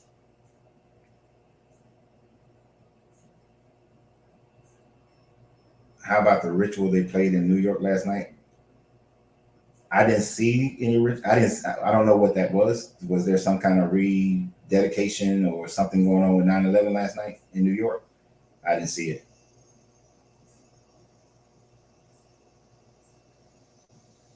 See, look at poor Rita. She's getting all emotional. Boo hoo. Tell people who care. You don't come with die. You don't come when die. You are dead. Reincarnation, my ass. Prove it. Here's the thing. As much as I cannot prove reincarnation, nor can you prove that reincarnation doesn't happen. I can't prove it does happen. You can't prove it doesn't happen. It is all a theory. So, and it's a choice, and that theory and theories become choices of which side you're going to lean on based on what evidence you have accepted and what evidence you have not accepted. You see, if you accept the evidence of the Bible as if you accept the Bible as being evidence, then of course reincarnation will not is hell no. You know, there's raising people from the dead. That kind of thing because Moses died, and some people believe that Moses is going to be one of the two prophets who are during the end times, but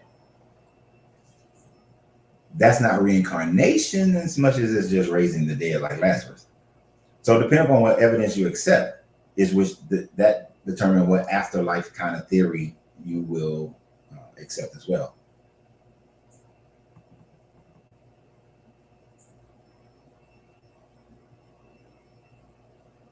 That's what I got to go back and look and research because David Icke wrote a lot about the archons. The first time I found out about him is when I was researching in the Zulu text about the two brothers. Um, and I think they were archons who went and got the moon and brought the moon to the earth. And then, we went from being a misty world to waves and rain and all that stuff. But I don't recall a lot of it.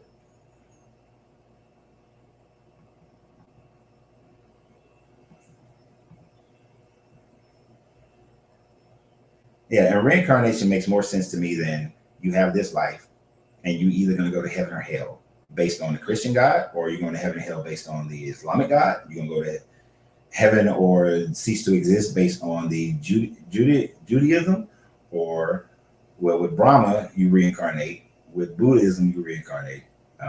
But are you going to go to have become an ancestor and go to heaven and live in an ancestral plane with Ifa? Like, which one you gonna do? Because there are so many variations of what happens. Most of them always think they're gonna go live with the gods. Hell, do you know the spells so that you can make your way to the scales of Mayat and then have your heart measured by a feather, and then hopefully Horus comes and advocates for you, and you can go and live in the field of reeds? Nobody knows. And yeah, and there are people, I myself can be one included, that remember past lives. And there are a bunch of people who claim that. Now, can any of us prove it? It's very difficult. Some people have said, now there are some of those who said they talk about something that happened. There's a little girl in England, it's one that's kind of sticking in my mind. I can't remember everything about it, but she was naming shit that there's no way this little girl would have known. Now, if you accept her story, that little girl was reincarnated.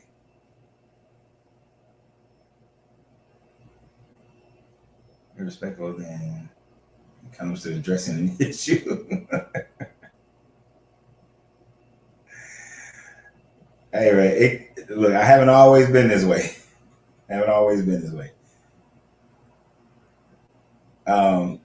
Ted, I will say this to you, sir. If you cannot be respectful on this channel, then you can leave this channel. It's really that simple. We are all adults. We are all to be respected. If you can, I will respect you as to the length of your respect towards me. So with you saying what you said, I'll let you stay here for right now. But if you cannot speak with respect, you can kick rocks. And you can go and have your own channel and say whatever you want to say. But we don't do that.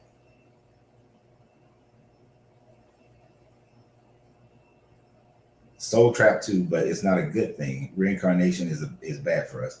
Isn't that part of the soul? So are you talking about the whole demiurge soul trap kind of Gnostic view, which still would be reincarnation, because then your soul is just trapped here and is based on that thought process, is consistently reincarnated until you figure out the escape from the demiurge.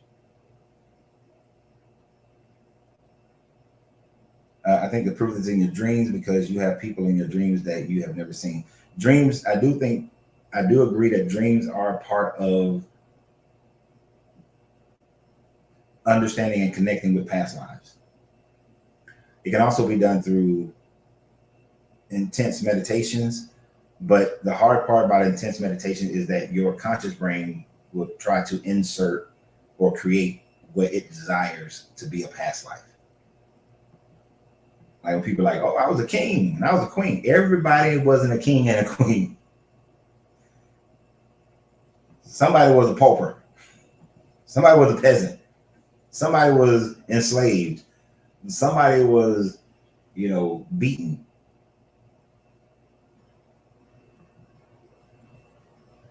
Don't know about the proof in your dream, but I know that I've met people in my dreams that I feel like I've known forever, and I've never seen a day in my life.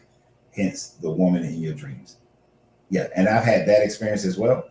But I've also had the experience of being in a place, seeing some things, and then when I went there, it was like I knew where I was going, but things looked different. I was like, and I was able to say, like, you know what? There was a temple here, or there was shops here.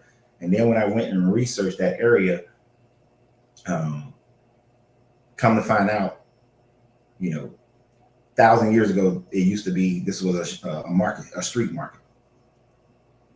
And it was in places I had never been in this life. It used to freak me out though. I'm gonna tell you, it did freak me out when that happened. And that was in, excuse me. That was in southern Egypt.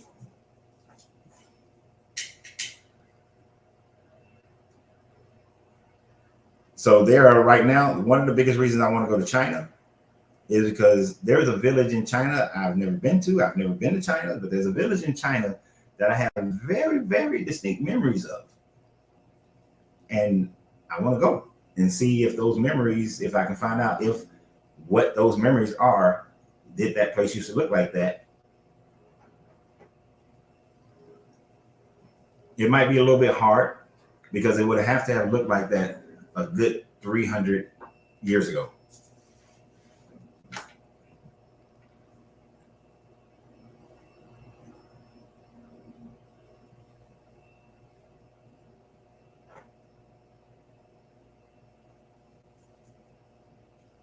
Last night, Benny Testaverde did the coin toss last time he played. Was a home opener with the Jets, got injured and retired. Last night, Aaron Rodgers got injured last night. Number 3 had 3 interceptions. Oh, so he's saying that was the ritual. I didn't watch that game because I'm a Falcons fan. Unless it had something like, unless people came to my private cigar lounge to watch that game, I don't watch it. I watch just my Falcons. But I did see that Aaron Rodgers did get hurt. I had no idea about Benny Testaverde and all that. So you're saying that was a ritual? History repeating itself in a sense. Yeah, and that's what I'm saying, Boondocks. To me, there's more evidence out there of reincarnation than there's evidence of non-reincarnation. The name of that Egyptologist again, John Anthony West. He was one of his biggest thing is the Great Pyramids were not tombs. That they were most, because he kind of combined with Tesla in the understanding that they were more than likely power plants. And the biggest thing is that the Sphinx has been there for at least minimum 15,000 years, if not 26 to 30,000 years. The water weathering on the Sphinx would suggest that it was around when the last time the Sahara Desert was green, because the Sahara Desert goes through this process every 13 to 15,000 years of going from desert to green, desert to green.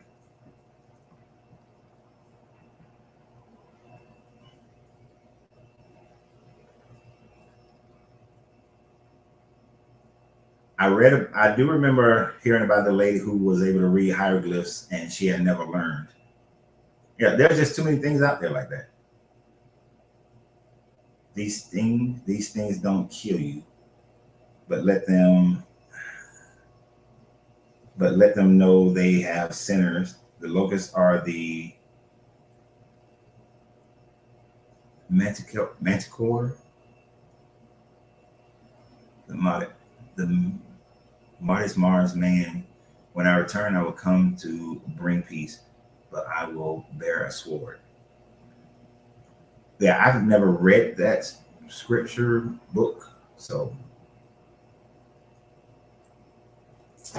because I do remember in Revelation some locusts. So that's something I'll have to go back and look at again.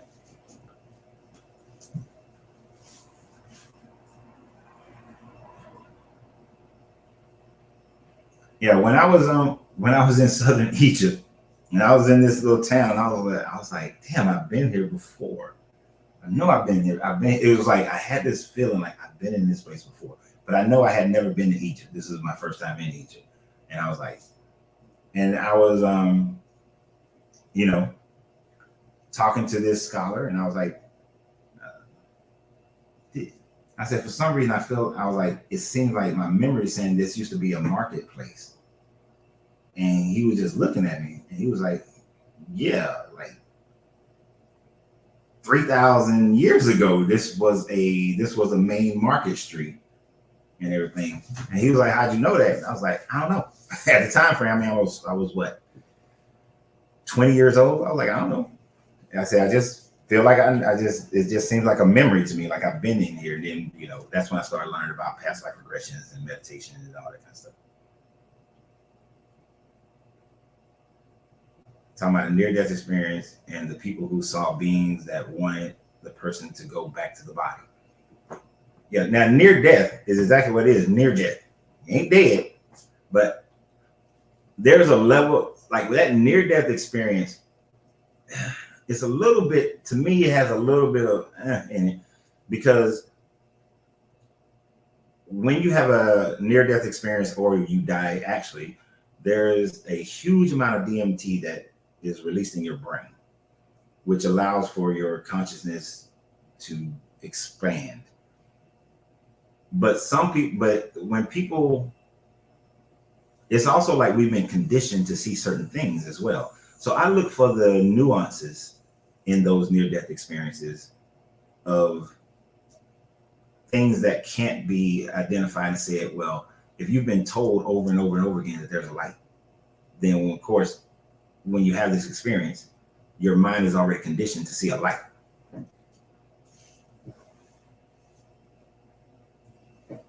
And that could very well be true. But I also look for the nuances that would create a something singular for you.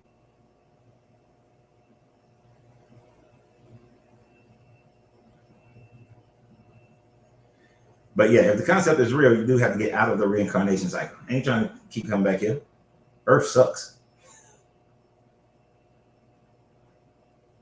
And I have considered tapping in, because the Akashic record, meaning that you're tapping into the past lives of people who are in your genetics, like your ancestors, and you're actually seeing their lives. And there are certain memories of things that I do think they don't feel like me. They don't seem to be me. They seem to be somebody else. So honestly, I think there's evidence that some of them, it could be both. And that you can tap into what your ancestors experienced as well as your own personal past lives. Because the ones that are my past, that I believe, and I have to use that term believe, are my past lives, they are singular. They are without connection to any ancestral, any ancestry. The ones that feel more ancestral, it's like I'm watching them. This is a totally different person from me, but we are family.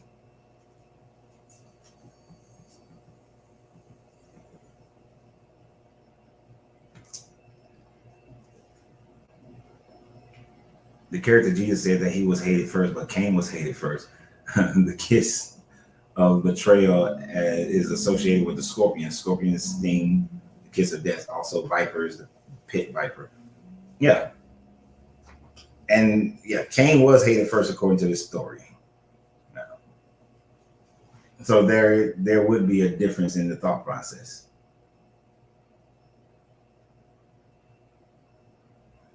Tartarian remains were recently unearthed. Mud flood theory. The realm seems to be settled multiple times. We should be here. Tartanian? Where? I don't know where. I don't know where it's at. Where it's at, but it sounds familiar as hell. Tartarian.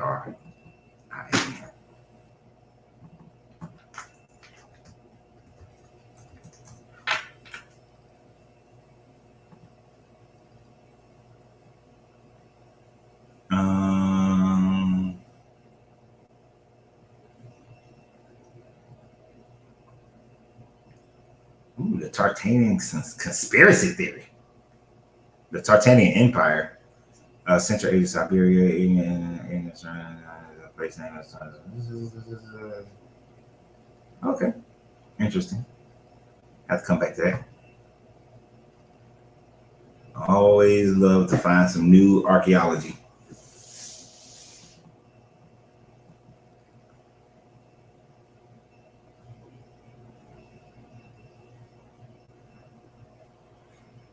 Yeah, but yeah, that whole kiss of betrayal being the scorpion, the pit viper, it's kind of a zodiac thing.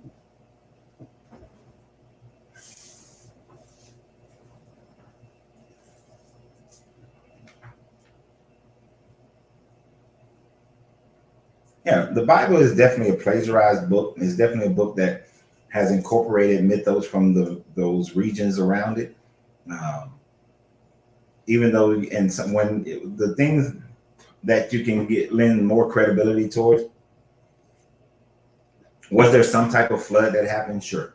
Was it this worldwide flood that it describes? No. This worldwide flood was a little bit different. It didn't flood the whole planet to the highest mountain, 18 feet over the highest mountain.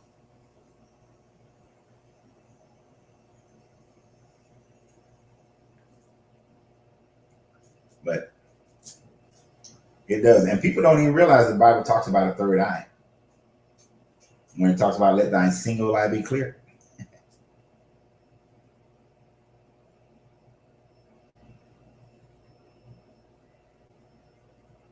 One is this. I've seen that version. Okay, okay, where it talks about you go back to source, go back to the all for a few centuries, and then you come back. You reincarnate, and it's not always the same species. Like that idea that we're alone in the universe. You might you might have lived a life on some other planet.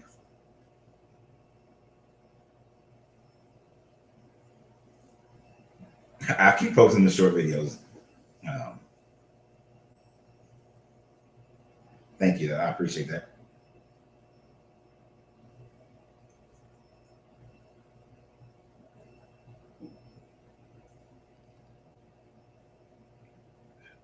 I think some of the Bible is astrological. I don't put all of it in there.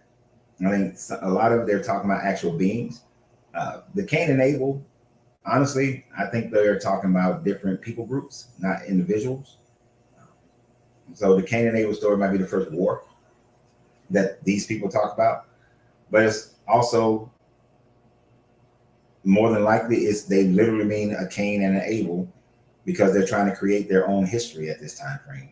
When Hezekiah was having this put together in the late 500s, they're trying to create their own history and creating their own system that separates them from the people around them because they believe that not worshiping the storm deity is the cause of them keep having to be vassal states of other people, and that the only way they were going to get out of being a vassal state is if they were to worship the right God.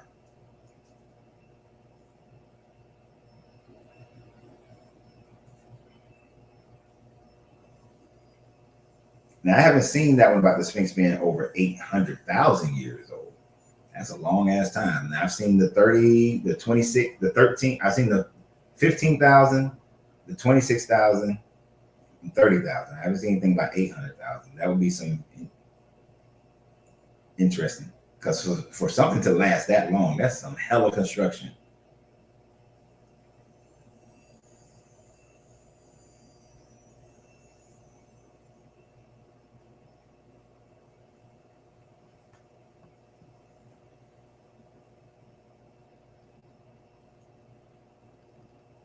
It said that the pyramid were industrial chemical plants.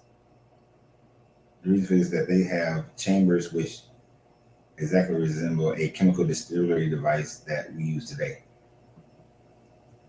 I don't know that one, but I know when Tesla made his tower in Niagara and it gave off free energy, uh, he built the inner chambers of his tower were built like the king's chamber in the Great Pyramid.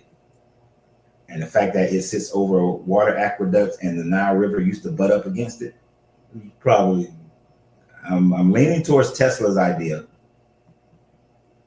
uh, right now. I don't know enough about chemical plants.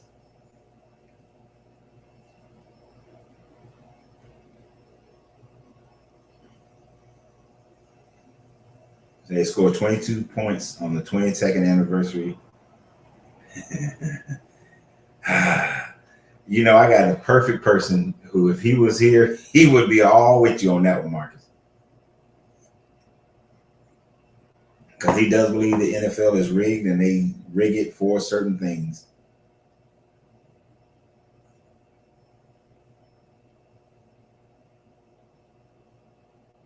Samson had flowing hair. This describes the flowing hair on the locust of Revelation.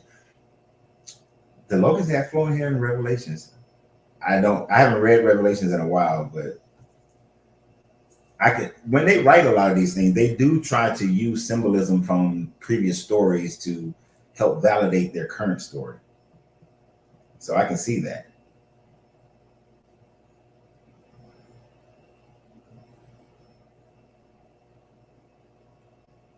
And I do think that if you, as long as you believe in hell, you're going to keep coming back. That's one of the things that I try to get people to understand, that, and if you don't understand that the concept of hell is something that's self-manifested, then you will keep coming back.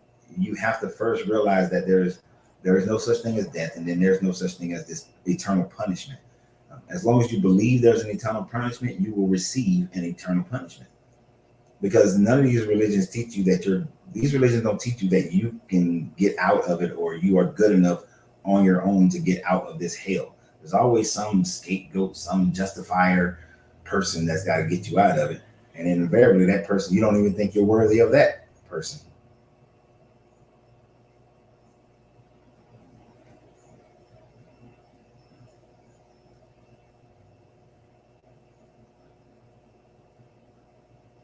Right. I'm with you on that one, Ghost. Reincarnation is real, but so is quantum immortality. Death is really only witnessed by those who see one die.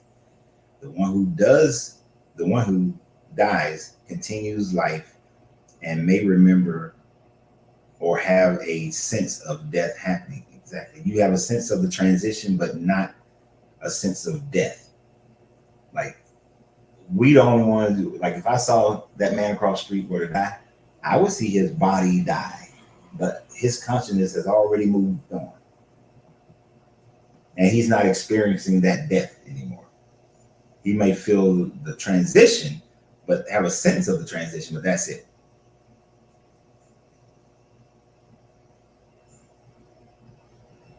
Do you think the rulers at the time of the Bible was made included the Greeks, Roman emperors, used original writings from the Hebrew and Egyptians, then twisted the writings to rule and control their people?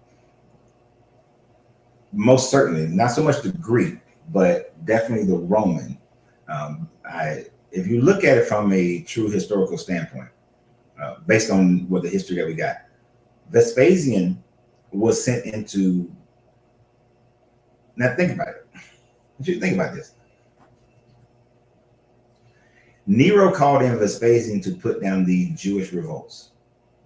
The reason why he called in Vespasian and his son Titus is because he had previously been up in Britannia, and he was putting down the Druid revolts. The way he put the Jewish revolts down was, first thing he did was to change and destroy the Druid story, their religion.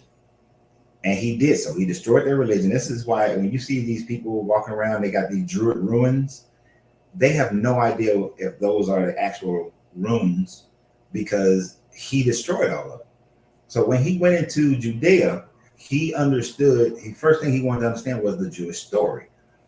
Seeing that they were looking for this combative Messiah, he then was, when he fought Josephus at the Battle of Galilee and defeated him, he then brought Josephus in. Josephus was like, now Josephus was a scoundrel. And he was like, hey, you're going to be the next emperor of Rome, because the Jewish text talks about the next world leader, the Messiah, coming out of Judea. So then when Nero was disposed of, here comes Vespasian becoming the king, becoming the ruler of Rome.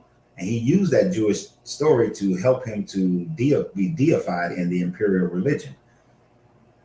Josephus then becomes the scribe of Titus, his son, as he went about toppling Judea, and then moved to Rome and continued to write. Now, one thing they don't talk about is that Vespasian then required all the Jewish texts to be burned, but he kept one for himself.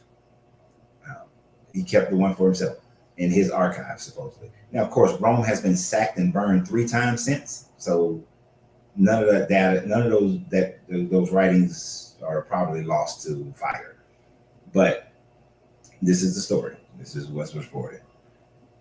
That he took that story and then used Josephus and Philo of Alexander and the whichever Herod, I think Herod Agrippa was the one that was still around, or one of the Herods that was still around, to start reformulating Judaism into a more docile religion, because he knew he had to crush the story in order for the Jewish people to stop all this damn fighting. So I wholeheartedly believe that, except the evidence of this book was written purposely by the Roman government, not to control all the people of the world, but to control of that their known world, but to control the Jewish revolts that was going on in the Roman Empire. Now, all it wound up doing over the next 200 plus 300 years was cause Christians to continue that revolt, just in a different way. And most of the revolting was Christians against other Christians. So it didn't work, which is why Constantine had to do the Edict of Milan, and then Constantine did the whole Council of Nicaea, and then Theodosius made everybody Christian.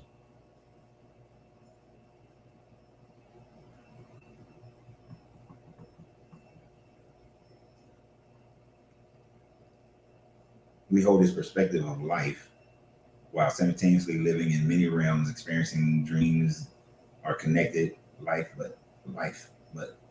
is a dream. And the weight of the meaning of the dreams is just reduced. Most assuredly, the weight of dreams are reduced, the weight of meditation is reduced, the weight of astral traveling, using natural herbs. I'm not suggesting anybody go do anything, but using natural herbs to open the consciousness of the mind, which is something that civilizations have done all over the world. We allow what we can see. This is why the Bible does get it right when it says that thy single eye must be clear, meaning you need to see from the mind and not from your visuals. Me seeing the trees and the breeze and grass and all that makes it limiting. It limits the mind. The mind struggles to expand unless you can see the grass through your third eye and try to understand the energy of the grass and that sort of thing.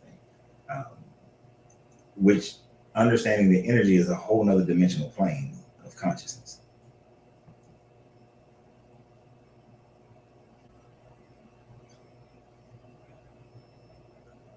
So you was a priest you was a priest named Ayada, and you was advisor of King Tut.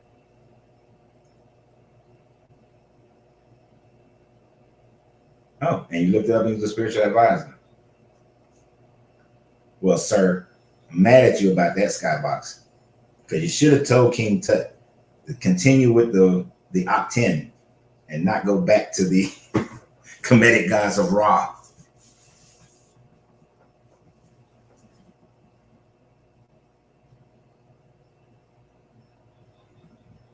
Yeah, but I think we are all connected. We can, but most of us have been conditioned to not connect to anything other than what we perceive. I might can't hear what you are saying, but I can read your lips. Oh.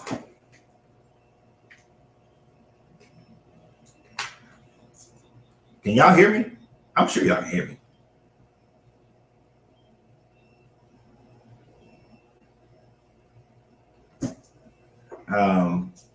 I don't think that I'm mocking anybody, but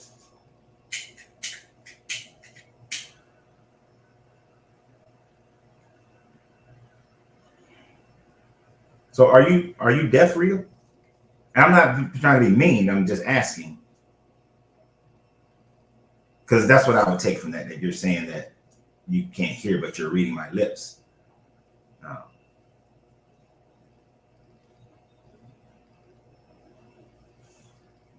Reason why I was asking that, because I'm using a new format, and I've never checked to see if it had closed captioning. But that would probably be a good thing if it does have closed captioning.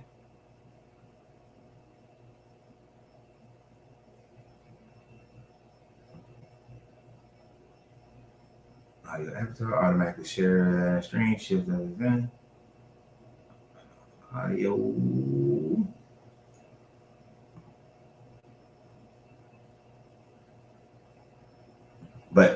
I don't think that I'm mocking anybody's belief. I'm just stating what mine.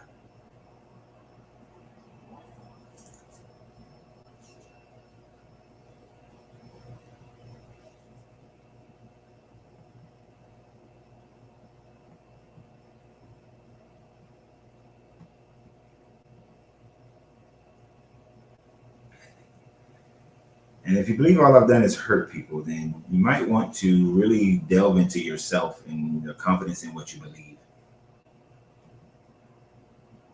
When I had issues, I went and studied when I didn't agree. And I let that study take me wherever it took me without emotions.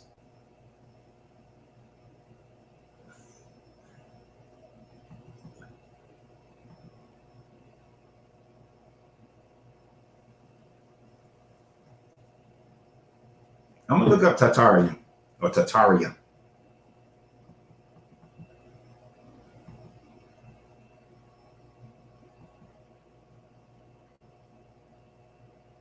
No, you shouldn't believe in hell. Shit, I'm alone. Y'all been doing some typing. I try to look at everybody's comment, but it's hard. Uh,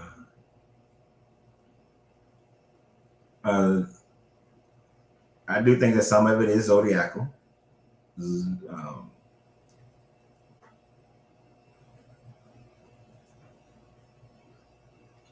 but Daniel's dream demonstrates how people can connect to different conscious levels. I mean, it's basically telling you that when Daniel's dream, or even when you think about Pharaoh's dreams.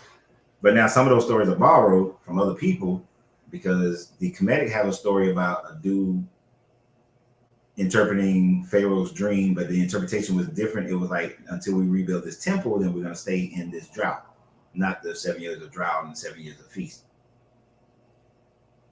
And then let me scam the people after that. Because when we talked about it, when we was going through Genesis and we talked about Joseph and his technicolor coat, Joseph was a scammer.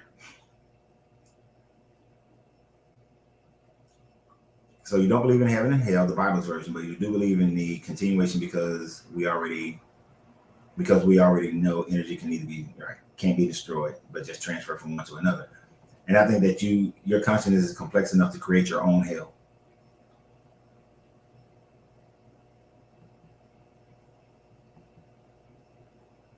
And it's all about that imagination.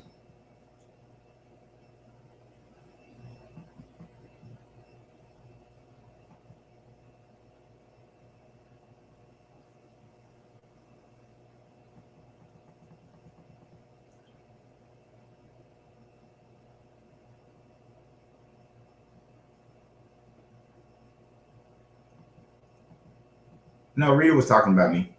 She wasn't talking about anybody else. But because I'm the only person she can see.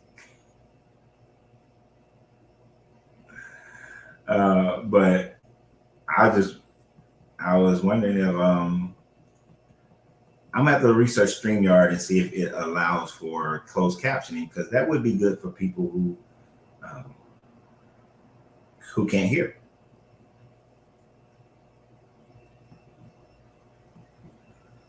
She might not be able to hear for real, y'all. I mean, she in her feelings, true, but she might not be able to hear for real.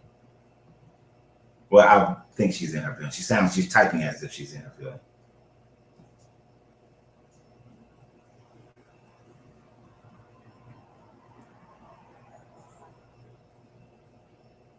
Yeah, if Cain Kingdom was a kingdom, then because there are some. Oh man, where was that thought process? I think it's part of either the Sumerians or the Akkadians understanding that Cain and Abel, which would have been how to pronounce the name for them, were tribes. They weren't individual people. And so it would be one was vegetarian and the other one ate meat. And we know Anu likes his meat.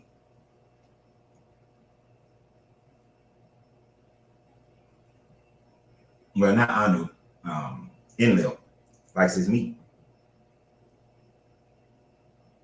No, Texas Goddess, I didn't change it. I try to start at 10 o'clock Eastern Standard, in between 10 and 10:30 Eastern Standard Time. Yesterday was just very late because My oldest daughter had a traffic violation, and she is still her father's baby, even though she's the oldest, and she wanted me to be there with her because she thinks getting a traffic violation, she might go to jail, and everything got dismissed. So, but I had to take care of my big old baby.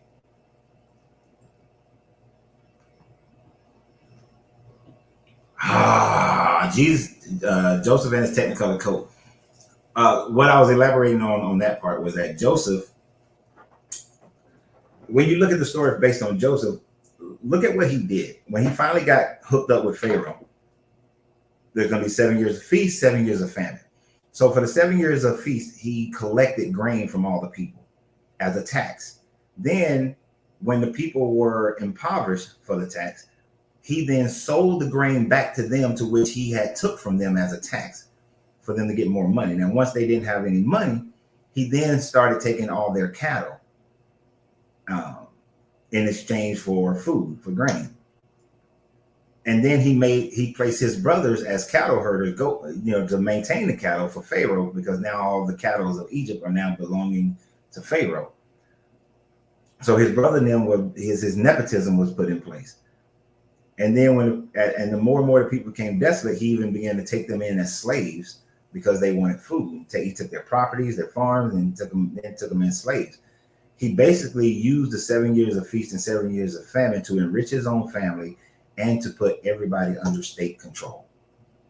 This dude was a scammer.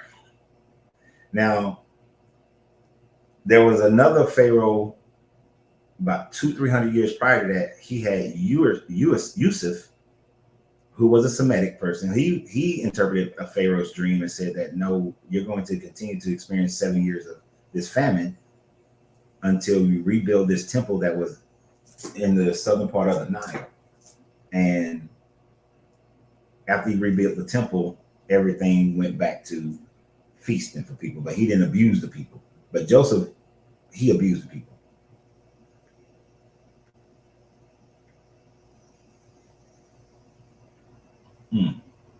So Facebook is on closed caption. Good.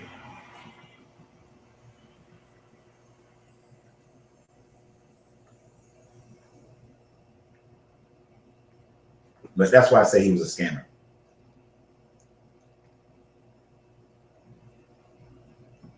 Okay. Yeah, I know on YouTube the CC is on for replays. I didn't know if it was on for live. Let me see something.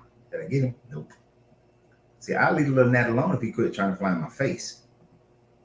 But I was trying to find people's face. Let me see something real quick. I know this is just going to put me even further behind on you guys' comments.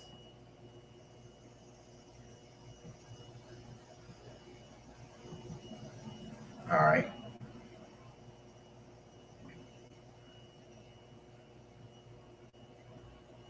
And I just went to YouTube and enabled closed captioning. So hopefully it's closed caption for the live now on YouTube. Texas guys, let me know if it's showing you closed caption now on the live.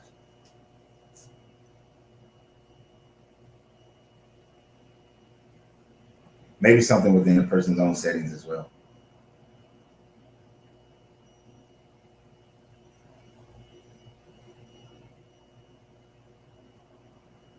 Oh, they have to do it themselves? Okay.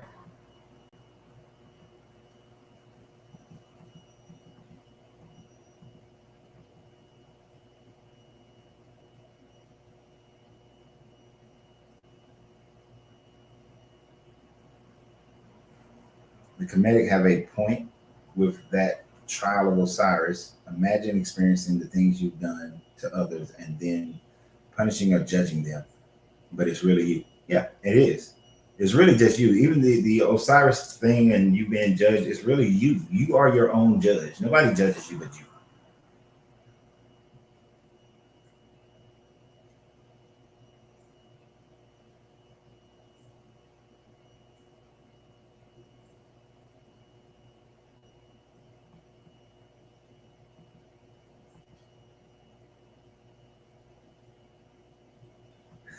Because it starts at 9 a.m. in Texas, which is early for you. You know what? 9 a.m. is early. I was about to say, get up. But I'm a late night person, not a morning person. Um,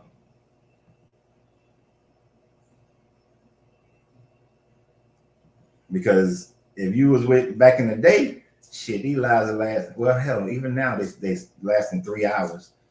Back in the day, for those who know who was watching me with Kevin, we used to be going 4 hours, and then we would have to just stop. We didn't stop because we wanted to. We just had to stop because it was just getting long in the day. And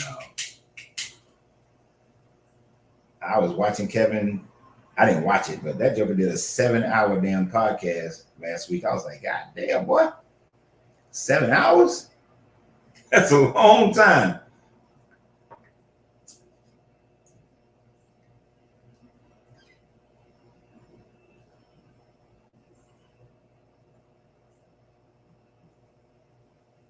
Yeah, and see, that's the thing. Even though Rita is not, we differentiate between each other. Still want to make sure that she's getting the exact words instead of trying to just read my lips.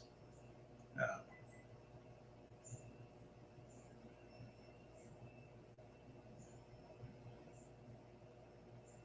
did I change something on the membership because you have a trouble? Actually, no, I haven't changed anything, but I'll check it after this live to see I appreciate you being a member on there, but I didn't change anything on the membership for YouTube. It still should be the same.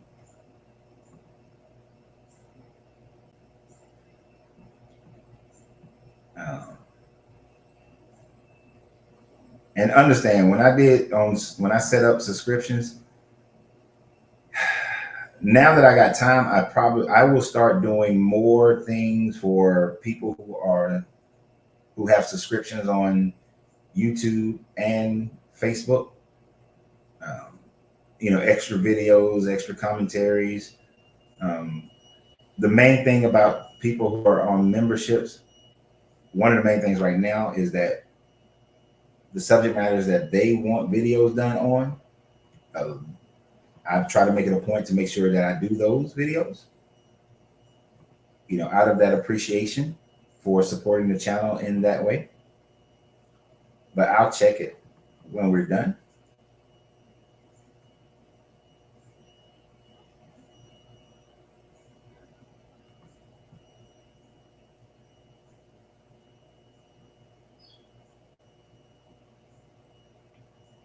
For sure, the stories are borrowed, but the stories is ongoing. That's the problem. What knowledge can we find from dream exploration? It gets very scary when you progress. Uh, the knowledge that you can gain from dream exploration is deeper knowledge of self and knowledge of how this universe works. Right? Uh, it is a bit scary because sometimes you don't understand it because some of your dreams are being generated by fear, and being able to overcome that fear is vital to your growth. Overcoming fear, doubt, guilt, shame are vital to your growth of understanding the higher level of consciousness and higher level that the universe functions in.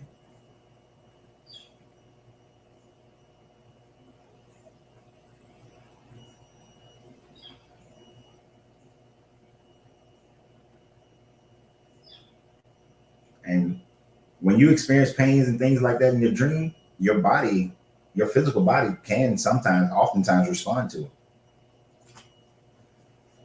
Man, we are past the reading of what's wrong with the Bible, so off subject doesn't even matter anymore. I know I'm off subject, but have ever have you ever wondered why women can have multiple organizations? Yeah, I know what you mean. And a man have one at a time. I think it's because women goes through and move more pain than childbirth, that they should have the most pleasure. Nah, man, it's genetics. It's biology, rather. Uh, so when you study tantra, you really start to understand that orgasms. There's a set. So let me put it this way: when you study tantra, you realize that there's a separation between the orgasm and the ejaculation. most men cannot separate the orgasm from the ejaculation. Uh, when you can separate the orgasm from the ejaculation, a man can then have multiple orgasms because he doesn't ejaculate each time. There's a process of meditation and then practical application that you take your body through in order to learn how to separate the two. So a man can have multiple orgasms. The difference then becomes, because a man, got to have the erection. Well, you don't have to have an erection actually to have an orgasm, but the erection makes it more pleasurable. And if you're going to do it with a woman, you need that going on. So when you learn how to do this through Tantra, you have multiple orgasms and you maintain the erection, which allows you to continue to go and go and go and go and go until your cardio gives out. Because your cardio is going to give out at some point, or you're going to get tired of being sweaty as hell. But women also can have multiple orgasms faster and easier than men. No, I understood. I thought you were trying to write in code so that the algorithm doesn't do anything crazy. But the women also have way more nerve endings and pleasure points than men. A woman's body is built for sexuality. That's why, like, these religions trying to hold down a woman's sexuality. Well, they try to hold down a woman's sexuality because women are built better for sex than men are. Trust me, I be getting pissed sometimes. You be making love and everything, and the woman be having all these orgasms, and I'm sitting up there like, God damn. And I'm like, I got to do all this work to get to the first one. And by the time you get to the first one, it's like, I ain't got the cardio for the second one. Give me 15 minutes, right? But even in those times where the cardio was better and, you can go through the first one and I can separate the orgasm from the ejaculation. Not all the time, but sometimes. And hey man, I actually have a channel where I'm supposed to be doing videos dedicated to Tantra because I'm multifaceted, man. I study a bunch of stuff. But that thing, if men, and here's the thing, I believe that when you're making love to somebody, you should be focused on pleasing the other person, not pleasing yourself. And if both people are doing that, then it's going to be a wonderful time. So I've always been focused on pleasing the woman, right? That also helps you to not lose your orgasm, your ejaculation. So since we talk about it, both of them, not lose your ejaculation too soon, because your focus is on pleasing her and you are deriving pleasure at the same time, mentally and emotionally and physically. You're still deriving pleasure, but it helps you to maintain your stamina while doing so. But it is completely unfair that women are just basically more sexual, built for better sex than men are. Right? That shit's unfair. Unfair. I ain't scared to say it. It's unfair.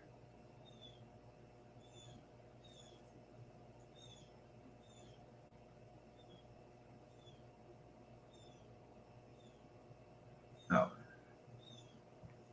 Give me about 30 minutes whenever we finish to see what the deal is with the subscriptions, and then I'll maybe it'll work then.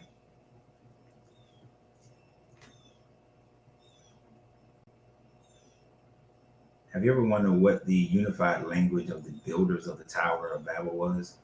I say it's symbolism. The war comes from taking the stories literally or personifications. Actually, the story of Babel is a stolen story, and like we covered this in Genesis when we was going through what's wrong with Babel. But the story of Babel is them taking the Babylonian story of Babel. Is it Babylonian or Akkadian? It's Babylonian or Akkadian, where the story is that Marduk or Enki was at war against Enlil over the earth, and the Tower of Babel was actually a communication tower for Marduk to communicate with his forces. So Enlil destroyed the tower in their story. He destroyed the tower with like a rocket, with what they described as sounds like a rocket, a missile rather.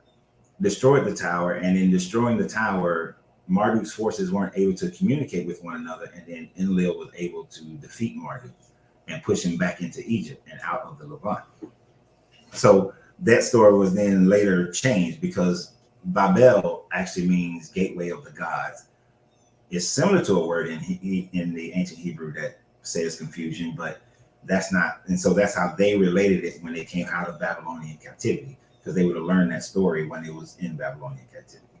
But it's really about two war factions. And if you think about modern warfare today, or any warfare, any time frame of warfare, communicating with your forces was vital to the success of any military campaign. But if you, and then think about it today, you can build a house, and if you got blueprints, we all don't need to speak the same language. Not speaking the same language doesn't stop us from working together, right? We still can work together. And nobody was translating. Nobody learned how to translate, so they can keep on doing it. See, that's the story don't make sense.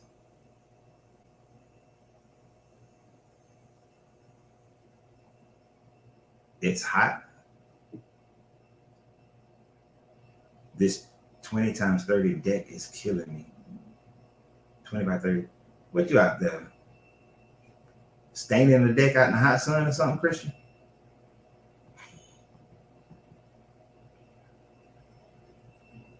Yeah. The guy can have multiple.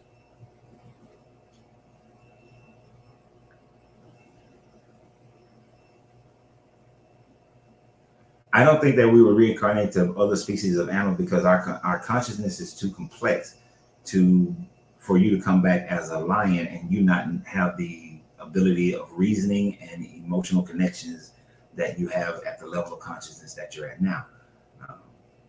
It's the divine paradox over again. You cannot never know that you are a conscious, reasoning, emotional being. You will always have your base level of consciousness.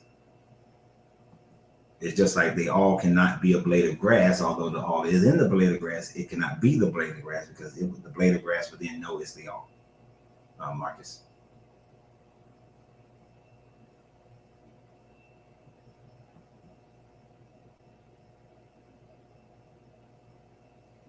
Can these stories have dual meaning? They can't have dual meaning value. You gotta understand, these stories have been, the story of Cain and Abel, or Cain and Abel, has been told for thousands of years. So when you're telling a story for thousands of years, inevitably the story is going to get different meanings depending on different time frames. Look at the Kemetic Society. The Kemetic Society dynasties lasted 3,000 years.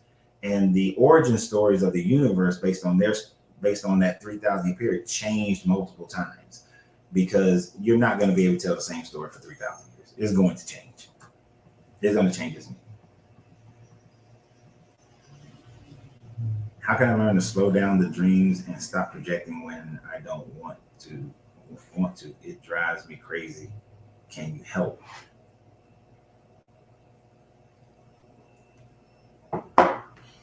I don't know. I don't know because I've never explored that option. Because I love dreaming. I've only explored controlling the dream itself, and recognizing when I'm in a dream. I've never tried to not dream. Let me get back to you on that one. I know I'm so far behind. So I just went from Coach Ren's Wildlife Religions to Sex Talk with Dr. Roof. I'll tell you a little secret there. When I first started doing podcasts, the first subject that the main subject I actually wanted to talk about was sex and tantra. So this was like a secondary subject, but this subject took off more so than that subject. So I spent more time doing this one. Now I have created a channel for that called The Art of Tantric Love, which I'm gonna change that name of it to The Art of Tantric Sex on all the channels. And I'm going to spend more time growing those channels, because other than this, I love talking about, there are 3 things I love talking the most about. 4 things. 4. And if I put them in order of interest for me, it would be sex, but tantric style sex. It would be sex, spirituality, business, and then equality for all people. But those are like my top four in order. Excuse me.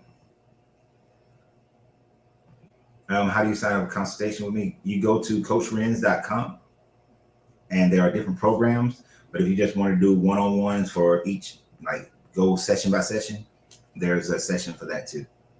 I'll put a link in here.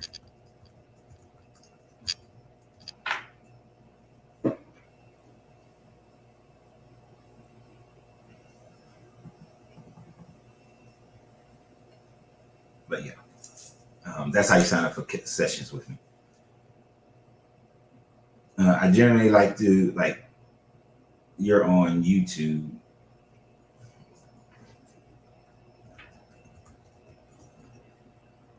I'm going to put the email address in here. Let me know what you're looking for, and I can help you decide which type of session coaching you would most benefit you.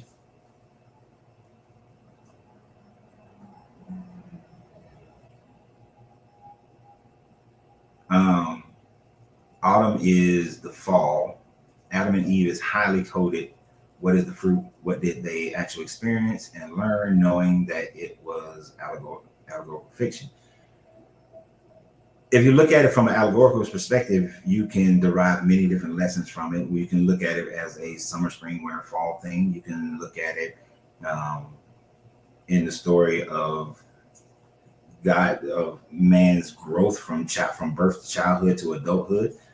It can also be looked at from the literal story from the Sumerian as Titi. Her name was Titi, not Eve, but Titi became pregnant, and they were never supposed to be able to replicate themselves. And through replicating of being able to reproduce themselves, would no longer worship the gods, because that's what the good and evil was, actually the knowledge of self. So there's different perspectives you can come from with that story, depending on whose version of the story you're going to accept.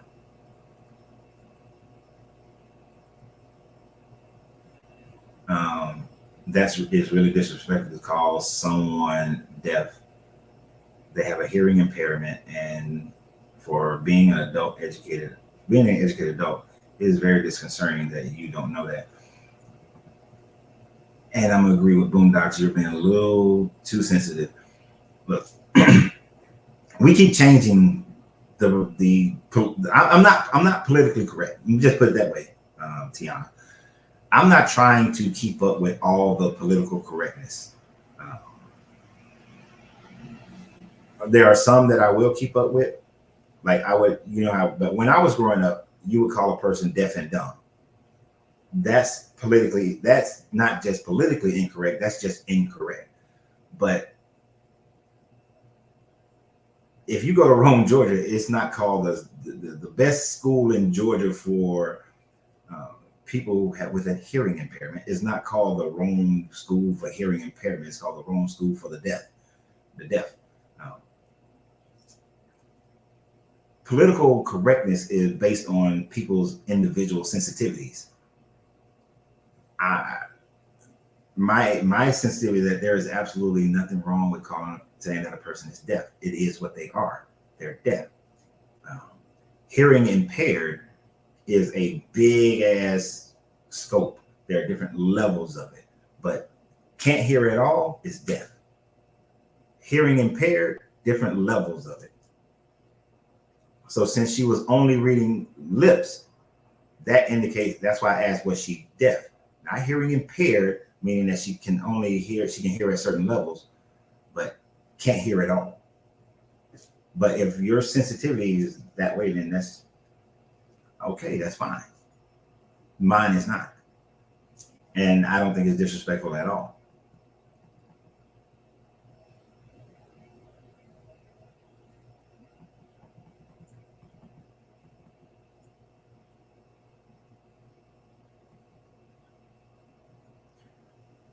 And I've seen people say that Cain and Abel was an allegory for the Gemini twins. But here's the thing about that. did they call those stars at that time frame Gemini? Like, I always go back to that aspect of it. When the Sumerians wrote the story of Cain and Abel, did they recognize the constellation of Gemini, or did it even look like that back then? Because the sky looks different today than it does now.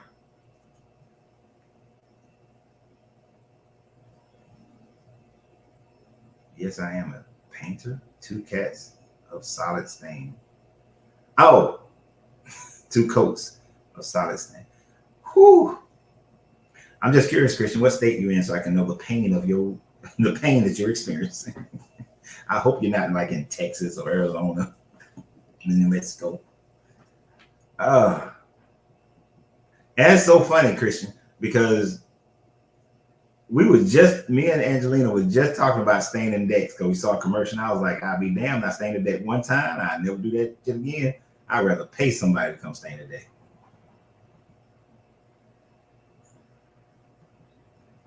Yeah, you have to catch up on the replays. That you don't think humans would reincarnate into different species. Didn't I already answer that? I think I answered it. I know I answered it.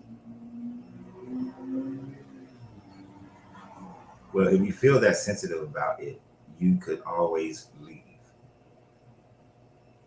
Are you telling me I could leave? I'm not sensitive about it at all. Or maybe you're talking to somebody else. If I leave, then the whole podcast is over.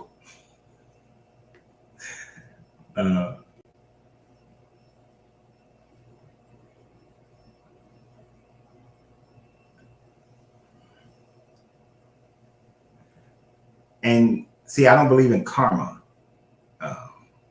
I believe in cause. I don't believe in karma. I accept the facts of cause and effect. For every cause, there's an effect. For every effect, there's a cause. When it really goes to that divine paradox, how can your consciousness, having reasoning and logic, cease to be that? What karmic debt would you satisfy if you were a blade of grass? If you were a blade of grass, you wouldn't have the consciousness of right and wrong.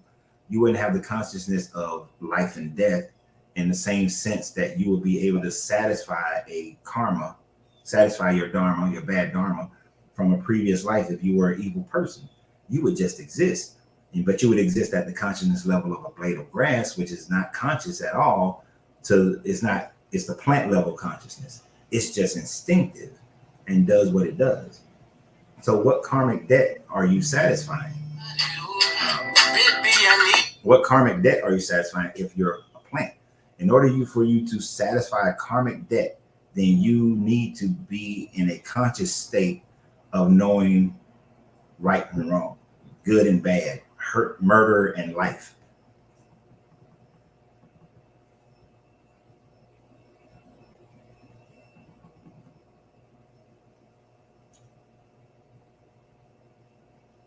Yep.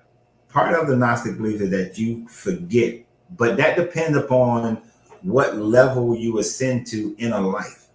If you are still like the initiate or even the neophyte, then yeah, you're not going to remember most. But if you get to the level of the adept or the master, then whether you get to the master level, then you ain't coming back.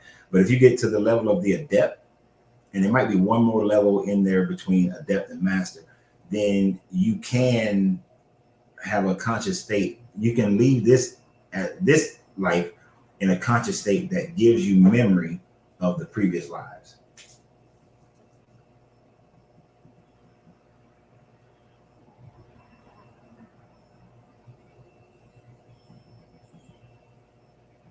Oh, I know there's a delay, so that's why some of these questions are coming a little bit later. I'm answering them, and then is there a blueprint, metric or imperial?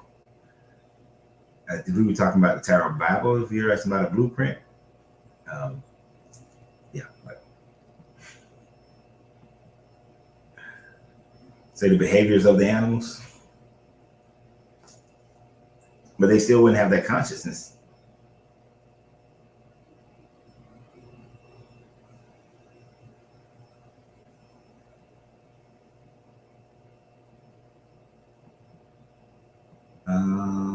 because many different cultures have different architectural designs and blueprints and mathematical solutions. This is true, they do. But if this Tower of Babel story was correct, then they were all existing with the same blueprints to continue to build this tower. So just because they couldn't talk the next day, they still had the blueprint of what they were doing. They were all doing the same thing. So that's why one reason the Tower of Babel in the Bible version doesn't make any sense, that all of a sudden they just stopped doing the work.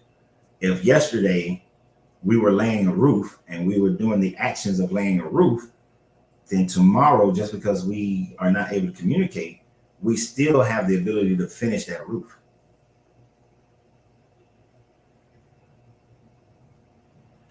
Yeah, in the Hindu and Buddhist, you can come back as a different species, which is why I disagree with them on that one. It doesn't fit. It doesn't fit with the consciousness of the levels of consciousness and the idea of the all and the Hermeticism. Hermeticism is very simple and clean, and if you filter things through it, you can see how some of the stuff don't make sense. And the Hermeticism and alchemy is my primary.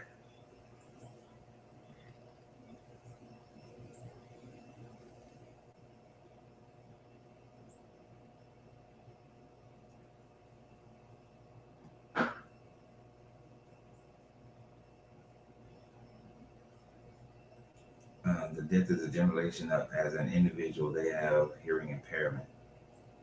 Oh, the deaf.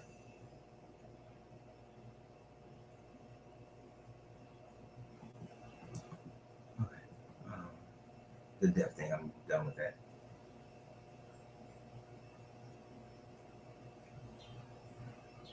Look at the depictions of Adam and Eve in the trees.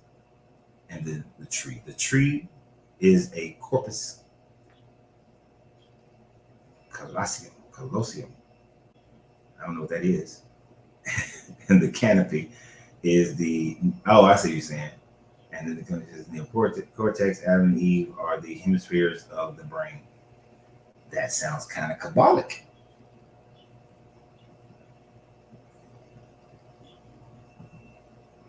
Something to think about. Oh, I see what y'all talking about. Asking. And right, I wasn't calling, I was just asking. Can you hear?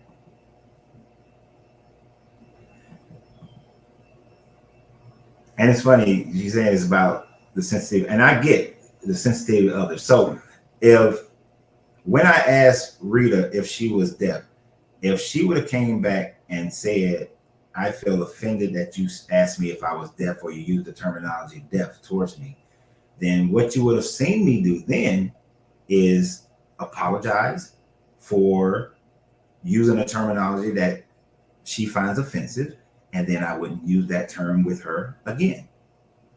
As we had talked about communication earlier, I will adapt to another person's form of communicating. It's kind of like people with pronouns now. Even though I don't agree with having to go through all these pronouns and figure all this stuff out, but if I'm working with a person, dealing with a person, and they are adamant about these are my pronouns, I will do my best to try to respect their wishes. Now, without me knowing, if before this pronoun stuff started, and I was working on this contract with Boeing, and I was going around training people,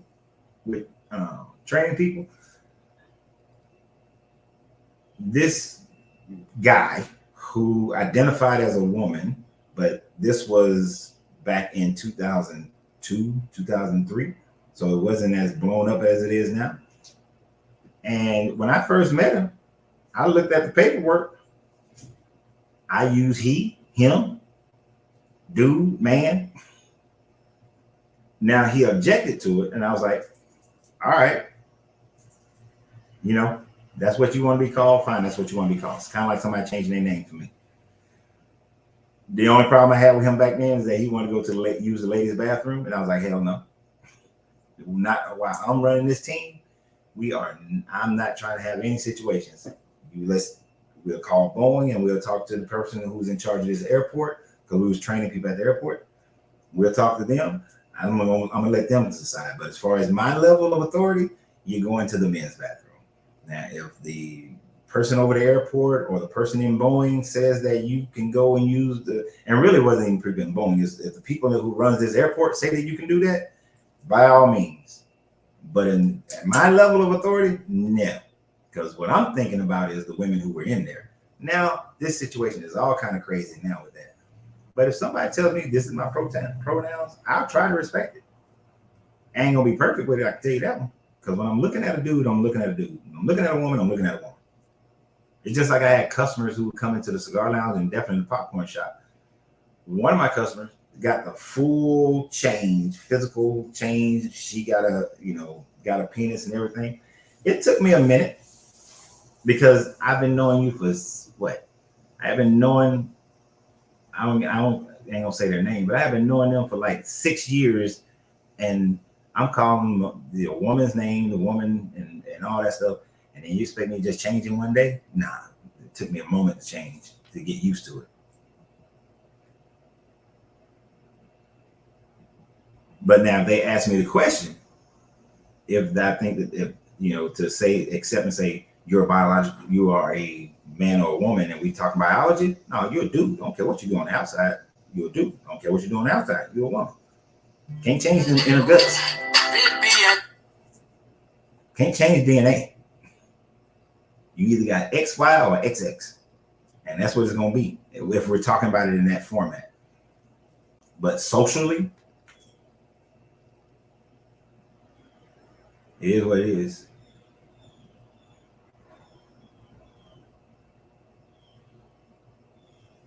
Yeah. Political correctness changes too goddamn much. You by the time you figure something out, they done change it again. So, like when I say alphabet people, I don't say it to be rude. I say alphabet people because they keep adding letters, and I don't even, because now it's like LGBTQIA. Like some of these will need to just have their own organization because it'll be some more letters next week. Now I'm never going to accept the ones of the spurned off organizations that accept the P. Those who accept pedophilia, I will never accept them. I would never give them any respect because that's some bullshit. How long have I been studying chakras? First started studying chakras, when was that? Hell, that was about 94, 93, 94, 95. Let's see, what was I at? No, I had actually got to Germany, so 94 when I first started studying chakras. 1994. And some have been off and on, but since 94. Yeah, I can always admit when I'm wrong. Admitting that you're wrong about something doesn't decrease it shouldn't decrease your standing with anyone. It actually should increase your standing with anyone. You know, what is the old saying? For as much as I learn, I realize how much I don't know.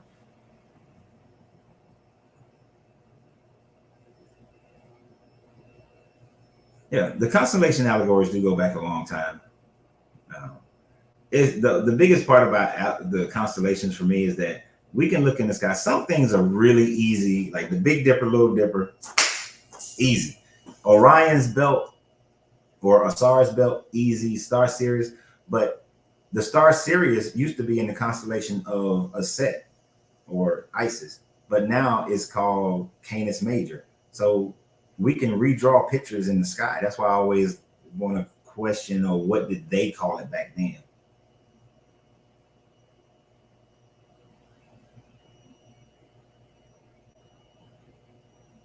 Animals are complex, but not at the same level of complexity of humans.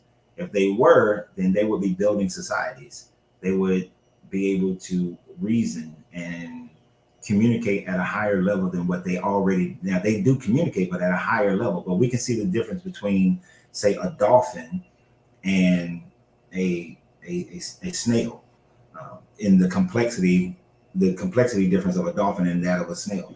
So, but we have a higher complexity. Chimpanzees have a higher complexity than other. That's why they separate apes from monkeys, because apes have a higher complexity than monkeys and can learn more and do more. So it's just different levels. That's why in the Kabbalion it talks about the human mind, the animal mind, the plant mind, and the atomic mind. We have these different levels of, and it's really just talking about different levels of complexity.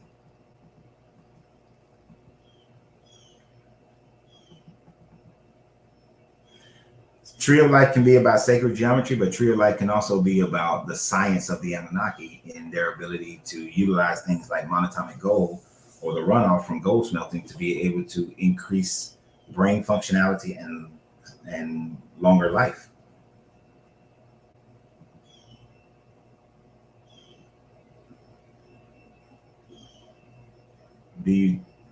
But you don't think your consciousness is affected eternally by your misunderstanding or abuse of the laws of the universe? Your consciousness can be affected, but only to a certain extent of your allowance of it. If you abuse the laws of the universe, then you may think it's justified that you come back in your abuse. You come back in an abusive situation, or you come back in a lower hellish situation. But it still goes back to your own personal consciousness. A blade of grass is at the consciousness of the plant mind.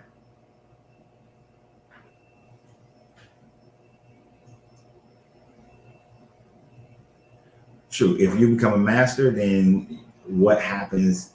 You do have the ability to go anywhere and do it, be anything at any level.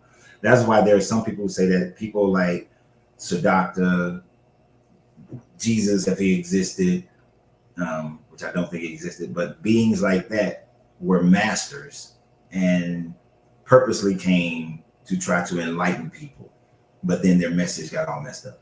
Because even when you look at Buddha, his message has gotten messed up. Especially all that, you got to eliminate desire. No, on this matter plane of existence, you're not going to eliminate having the desire to eliminate desire. Is having desire.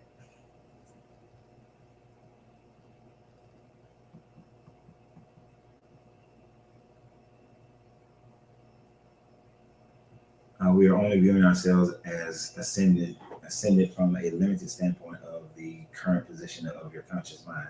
The height already happened and is happening. All right.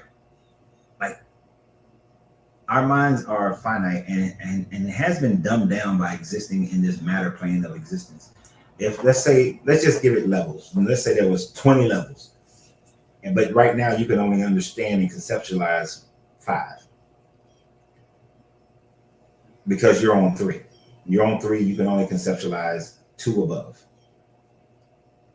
Not until you get to 5 can you then conceptualize. Oh shit, there's 6, 7, 8, 9. Then you get to 9. Oh shit, there's 11, 12, 13, 10, 11, 12, 13, 14. And then if you drop 3 and you go down to 2 or 1, it's like you may only be able to get back to 3. And some of those levels can exist while in the same matter plane. Those mental planes exist within the matter planes.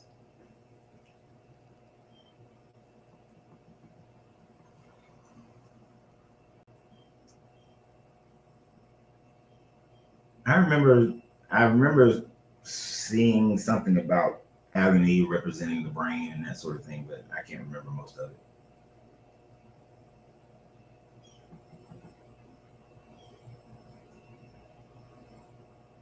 I'm all over the place, contradicting and hypocritical. I'm answering people's questions based on what they're saying. I'm answering in the way that they're posing the questions. I am a Freemason, but I'm not trying to recruit anyone. Tell me, how am I being contradicting and hypocritical? Because actually, I don't think that I am being contradicting when I'm talking about what I think personally. Do I express what other people have said and thought? Sure. This is what and I express each one of them in that format. This is what the Sumerians taught. This is what the Akkadians taught. This is what I've said it repeatedly. You have to look, when you're looking at these things and you're making certain statements, I also have to look at it. You're accepting the evidence to which you have agreed upon from certain groups. If you accept the Sumerian story, then the Adam and Eve story are somewhat literal. If you're accepting more of the New Age Christianity, then it's all allegorical. But if you're looking at it from the time frame of it being written in around 500 BC, then it's both literal and allegorical. So I'm not being hypocritical of what I'm saying.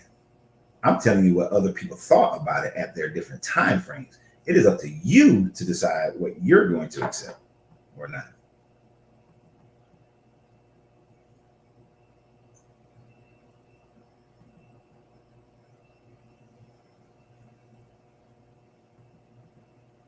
And recruit people, that is not something that I would do.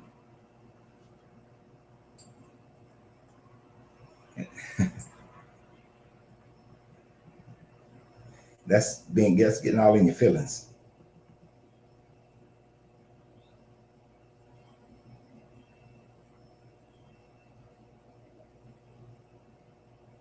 Oh hell. Okay, I'm about to make a joke, but I'm just playing, okay? JB, you better be careful because the part of the Bible that we read today, they supposed to come and stone you. Because JB said, and I'm a homosexual. However, when it comes to sharing bathrooms with children, I draw the line at that point. We should use common sense. Yeah, and there is a group that I just heard about, and I can't remember the name, but they fight against the the primary promoted agenda that you hear about, being able to use those bathrooms and all these other kind of things. Um, no, uh,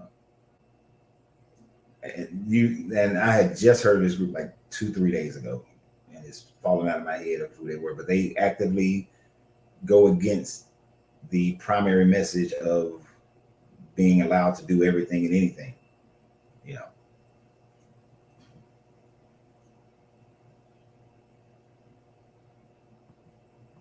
But please don't get stoned. Please don't get stoned. According to Leviticus 20, they might try to stone you, man.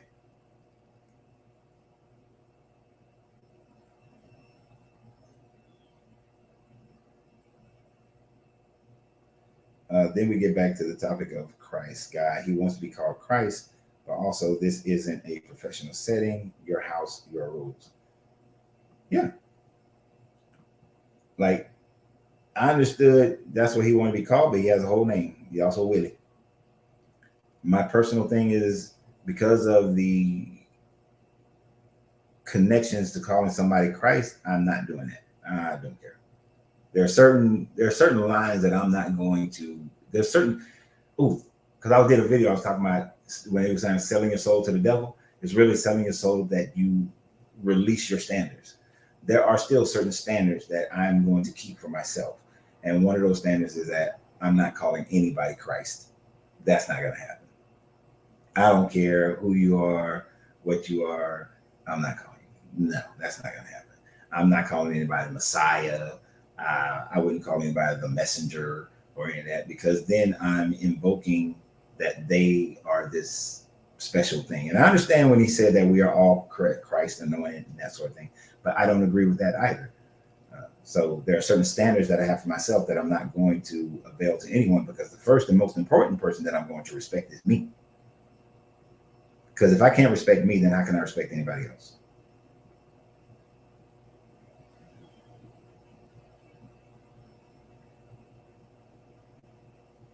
And maybe instead of referring to everything as allegories, as some do, maybe trying expanding the timeline more often.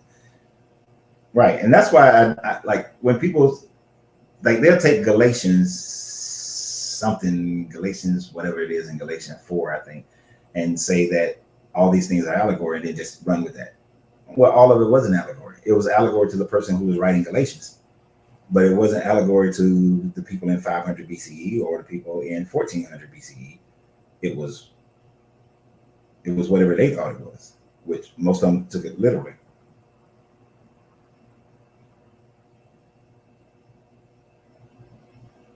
Takes you a minute to stop calling the current year its proper year during every January. Yeah, you see, I never, even though I will say Happy New Year to people because I'm respecting that they are doing New Year, you'll see me after the spring equinox saying Happy New Year because that's actually for me that's New Year. Can't change what we're born with on the inside. You're right about that one. 100 D's of Eddie. Oh, a Nickelodeon show? No. Look, I tried to keep my kids out of the TV as much as I possibly could back in the day because I did not want to watch all them shows. But I don't know anything about a show called 100 D's of Eddie McDowell. It was about a bully who was turned into a dog and he had to perform 100 good deeds in order to become a human again. It was like one of those shows where like the person becomes a dog and but he still has the consciousness of the person. Yeah, that's outside of the divine paradox. That would be how the divine paradox would be. You would be a dog, but you would know that you're a dog. Uh, and but here's the problem. You will have a constant battle between the instincts of a dog because they're highly instinctive animals, and you actually having your consciousness of a person. So you go crazy to know that you're a conscious person. You're trying to communicate with a person and you're formulating whole paragraph thoughts, but you can't communicate with this person because you're limited to the dog. And then you still go out and do the instinctive things of a dog. I'm sorry, but if I had the consciousness of me inside of a dog, I'm not eating raw meat. I'm not eating a rat. You know, I'd be a bougie ass dog.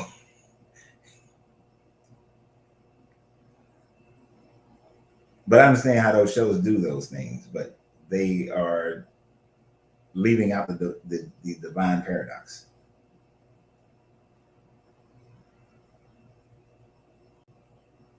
You love right. One of those homosexuals love children in the vein of seeing them thrive and achieve success. Yeah. And some people, either homosexual or heterosexual, shouldn't be having children anyway. There's a whole bunch of people of all ilks that shouldn't be having children. Look, this is an unpopular thing, but I think people should be tested mentally before they have children because and I know it's a totalitarian kind of state. It wouldn't be perfect and that sort of thing, but some of these people should not be allowed to have kids. And then who makes the rules for who can have kids and who can't?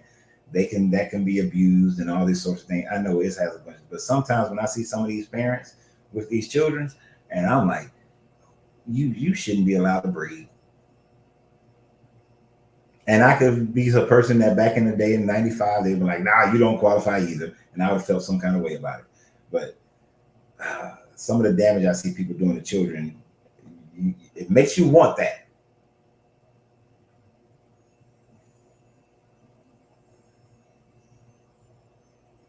They understand human emotions and they communicate, but it's only at a very base animal mind level. But see, that's what I'm saying.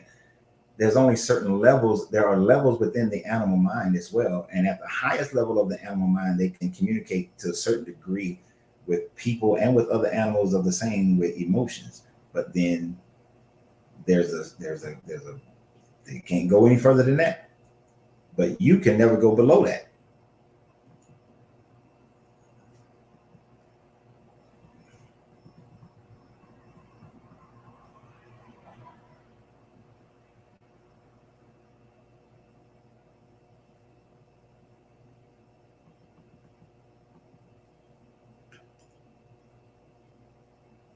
We off that sense first.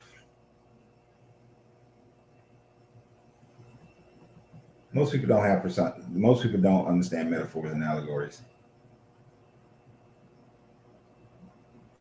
There's a grandmaster in Oregon where the Taurus is the equinox.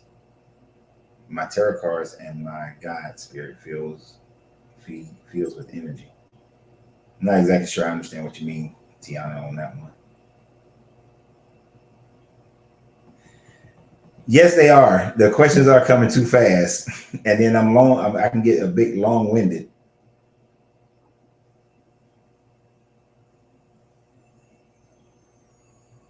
And then we got people we're talking about, and then there are different subject matters that people are talking about. I'm trying to keep up.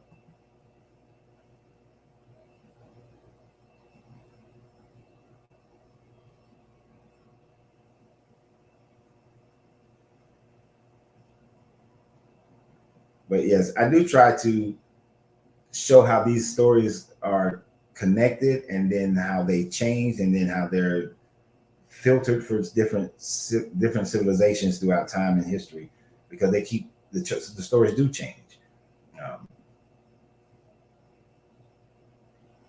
and then trying to figure out, like, it's kind of like his story, her story, and then somewhere there's this the story.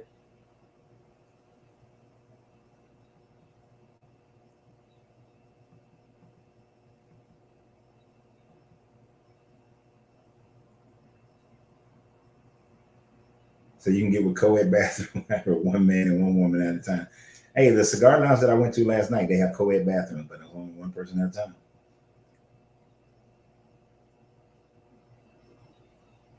Yes, and they did. People back in the day, before they understood certain sciences, they looked at the stars in the skies, and then they interpreted different meanings from those things.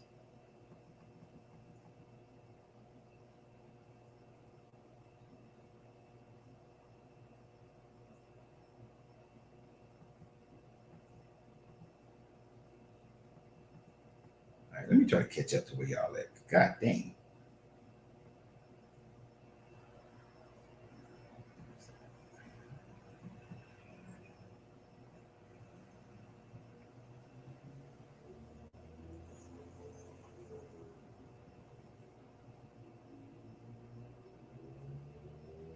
Oh yeah, that's the thing. Good conversations and debates.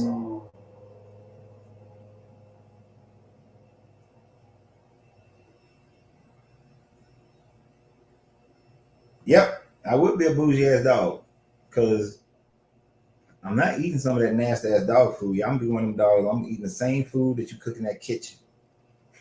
I want that same food.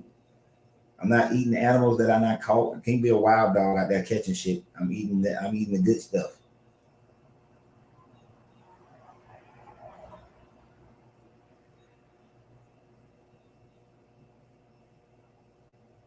Are you talking to me, okay, about you have a lot of literature to go off of? I'm interested. Or are you talking to Boondocks? Because I know he's. Oh, he just listed a bunch of stuff. So that's probably to Boondocks. Um, Perina. Shit. Oh man. Side note. I was living in this apartment on the south side of Atlanta. When I went to go get the apartment, I didn't realize that there was a Purina factory about 5 miles south. And you have to understand the wind forces in Atlanta. It flows in a northeastern direction. And every now and then, whoo, that damn Purina factory smell would be all over the place. I got the hell out of that apartment complex as soon as I possibly could. That shit stink. That was horrible.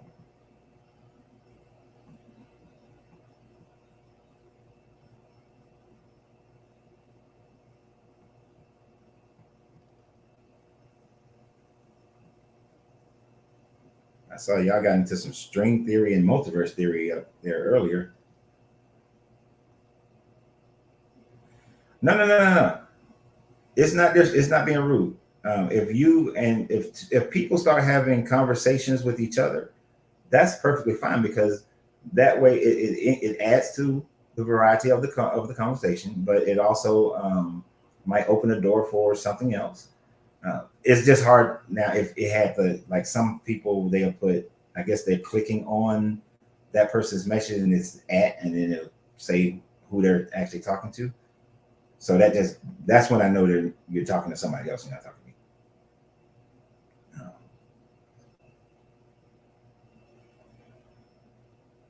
But no, it's cool. No, no, I like when people are engaging, because how else would you and Boondocks come into communication with each other and have dialogue? right? So that's a cool thing to me. And it may even prompt a situation where you and Boondocks have communications outside of this, and then each one teach one kind of deal happens, because that's part of the premise of this whole thing, is to allow for a situation where we're all engaging with each other, and then you might meet a new friend,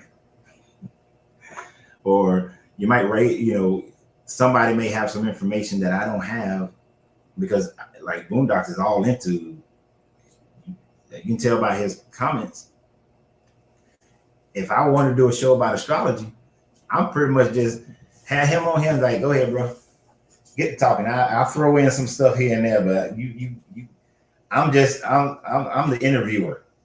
You the main person on the show, which is something that I wouldn't mind doing. So keep that in your mind, Boondocks.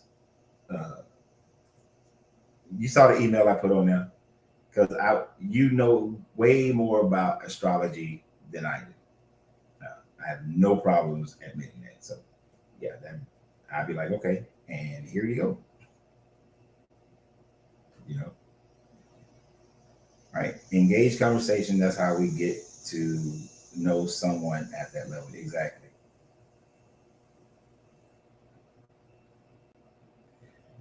Look, his name don't come up. It's just a picture from the Boondocks. So that's why I call him that. He's never told me what his name was. If he did, I didn't see it. But he's never told me what his name was or handle. So until he does so, he's Boondocks.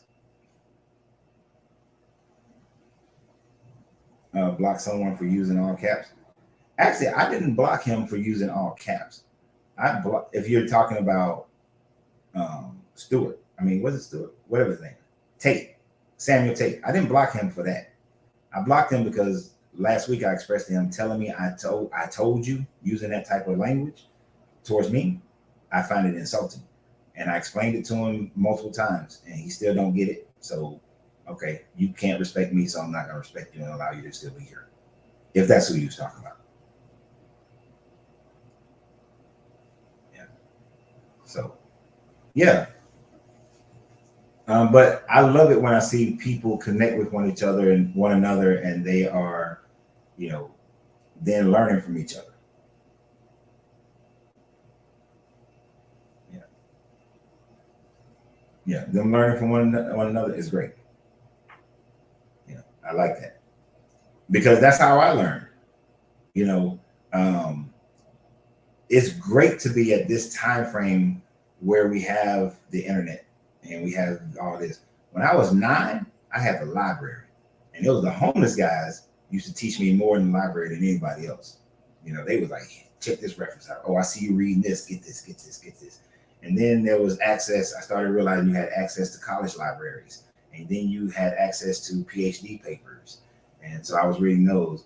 But then the biggest help started when I was in the Marine Corps, and I was able to go to Israel, and I met David Assid, and I started meeting all these other archaeologists, and not these theologians who were not based on a particular seminary, but they were just pure theologians.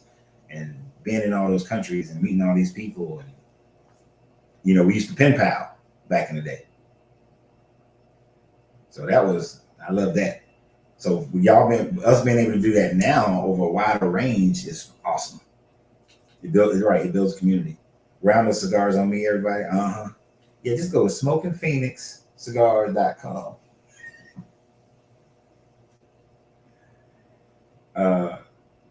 That link is great for learning about constellations.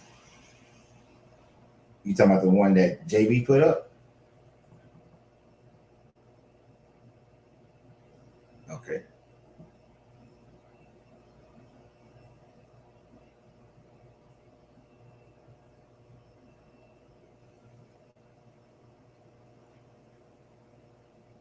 Because I see a link JB put up, so that must be what you're talking about.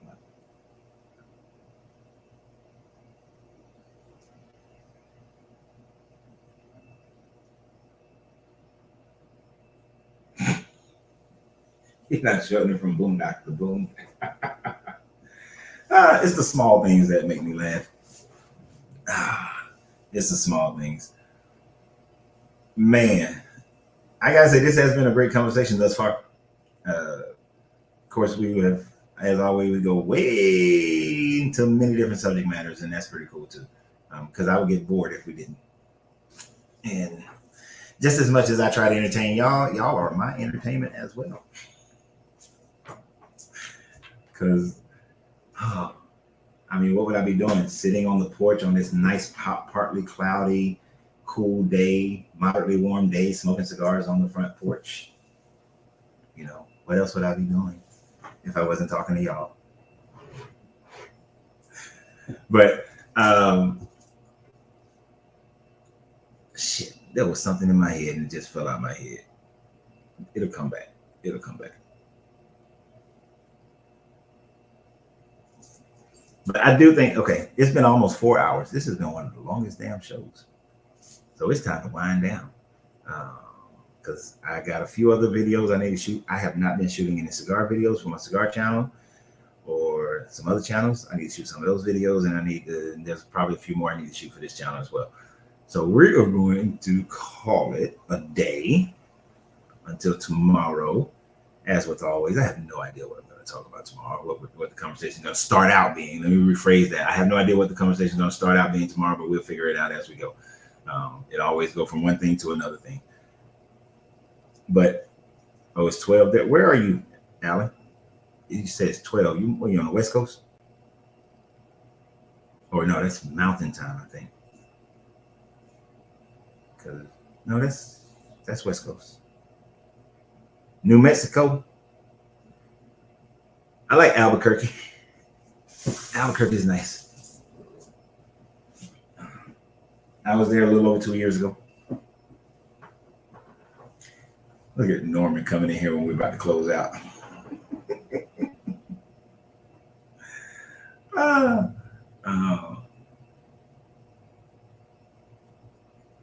Yeah, I do.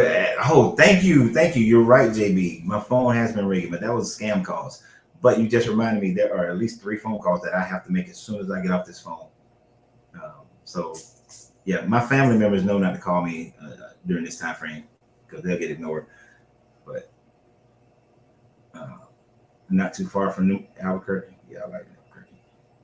There was this hotel that I stayed in. Can't remember the name of it. But man, its lobby would be a perfect cigar lounge.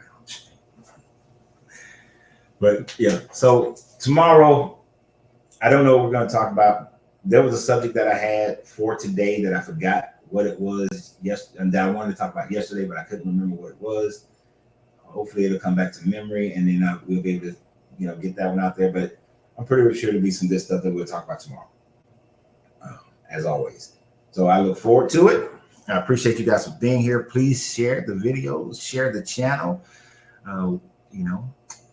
This is what I'm, moving forward in making my life work now. So I need you guys' help, and that help is to share the channel. I'll figure out the subscription thing on YouTube as soon as I get off here as well. I can do that while I'm making my phone calls. So.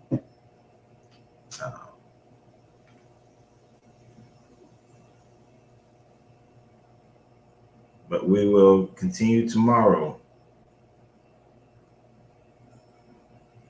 And y'all have a great day. And remember always that you got to free yourself to be yourself because your greatness is non-negotiable.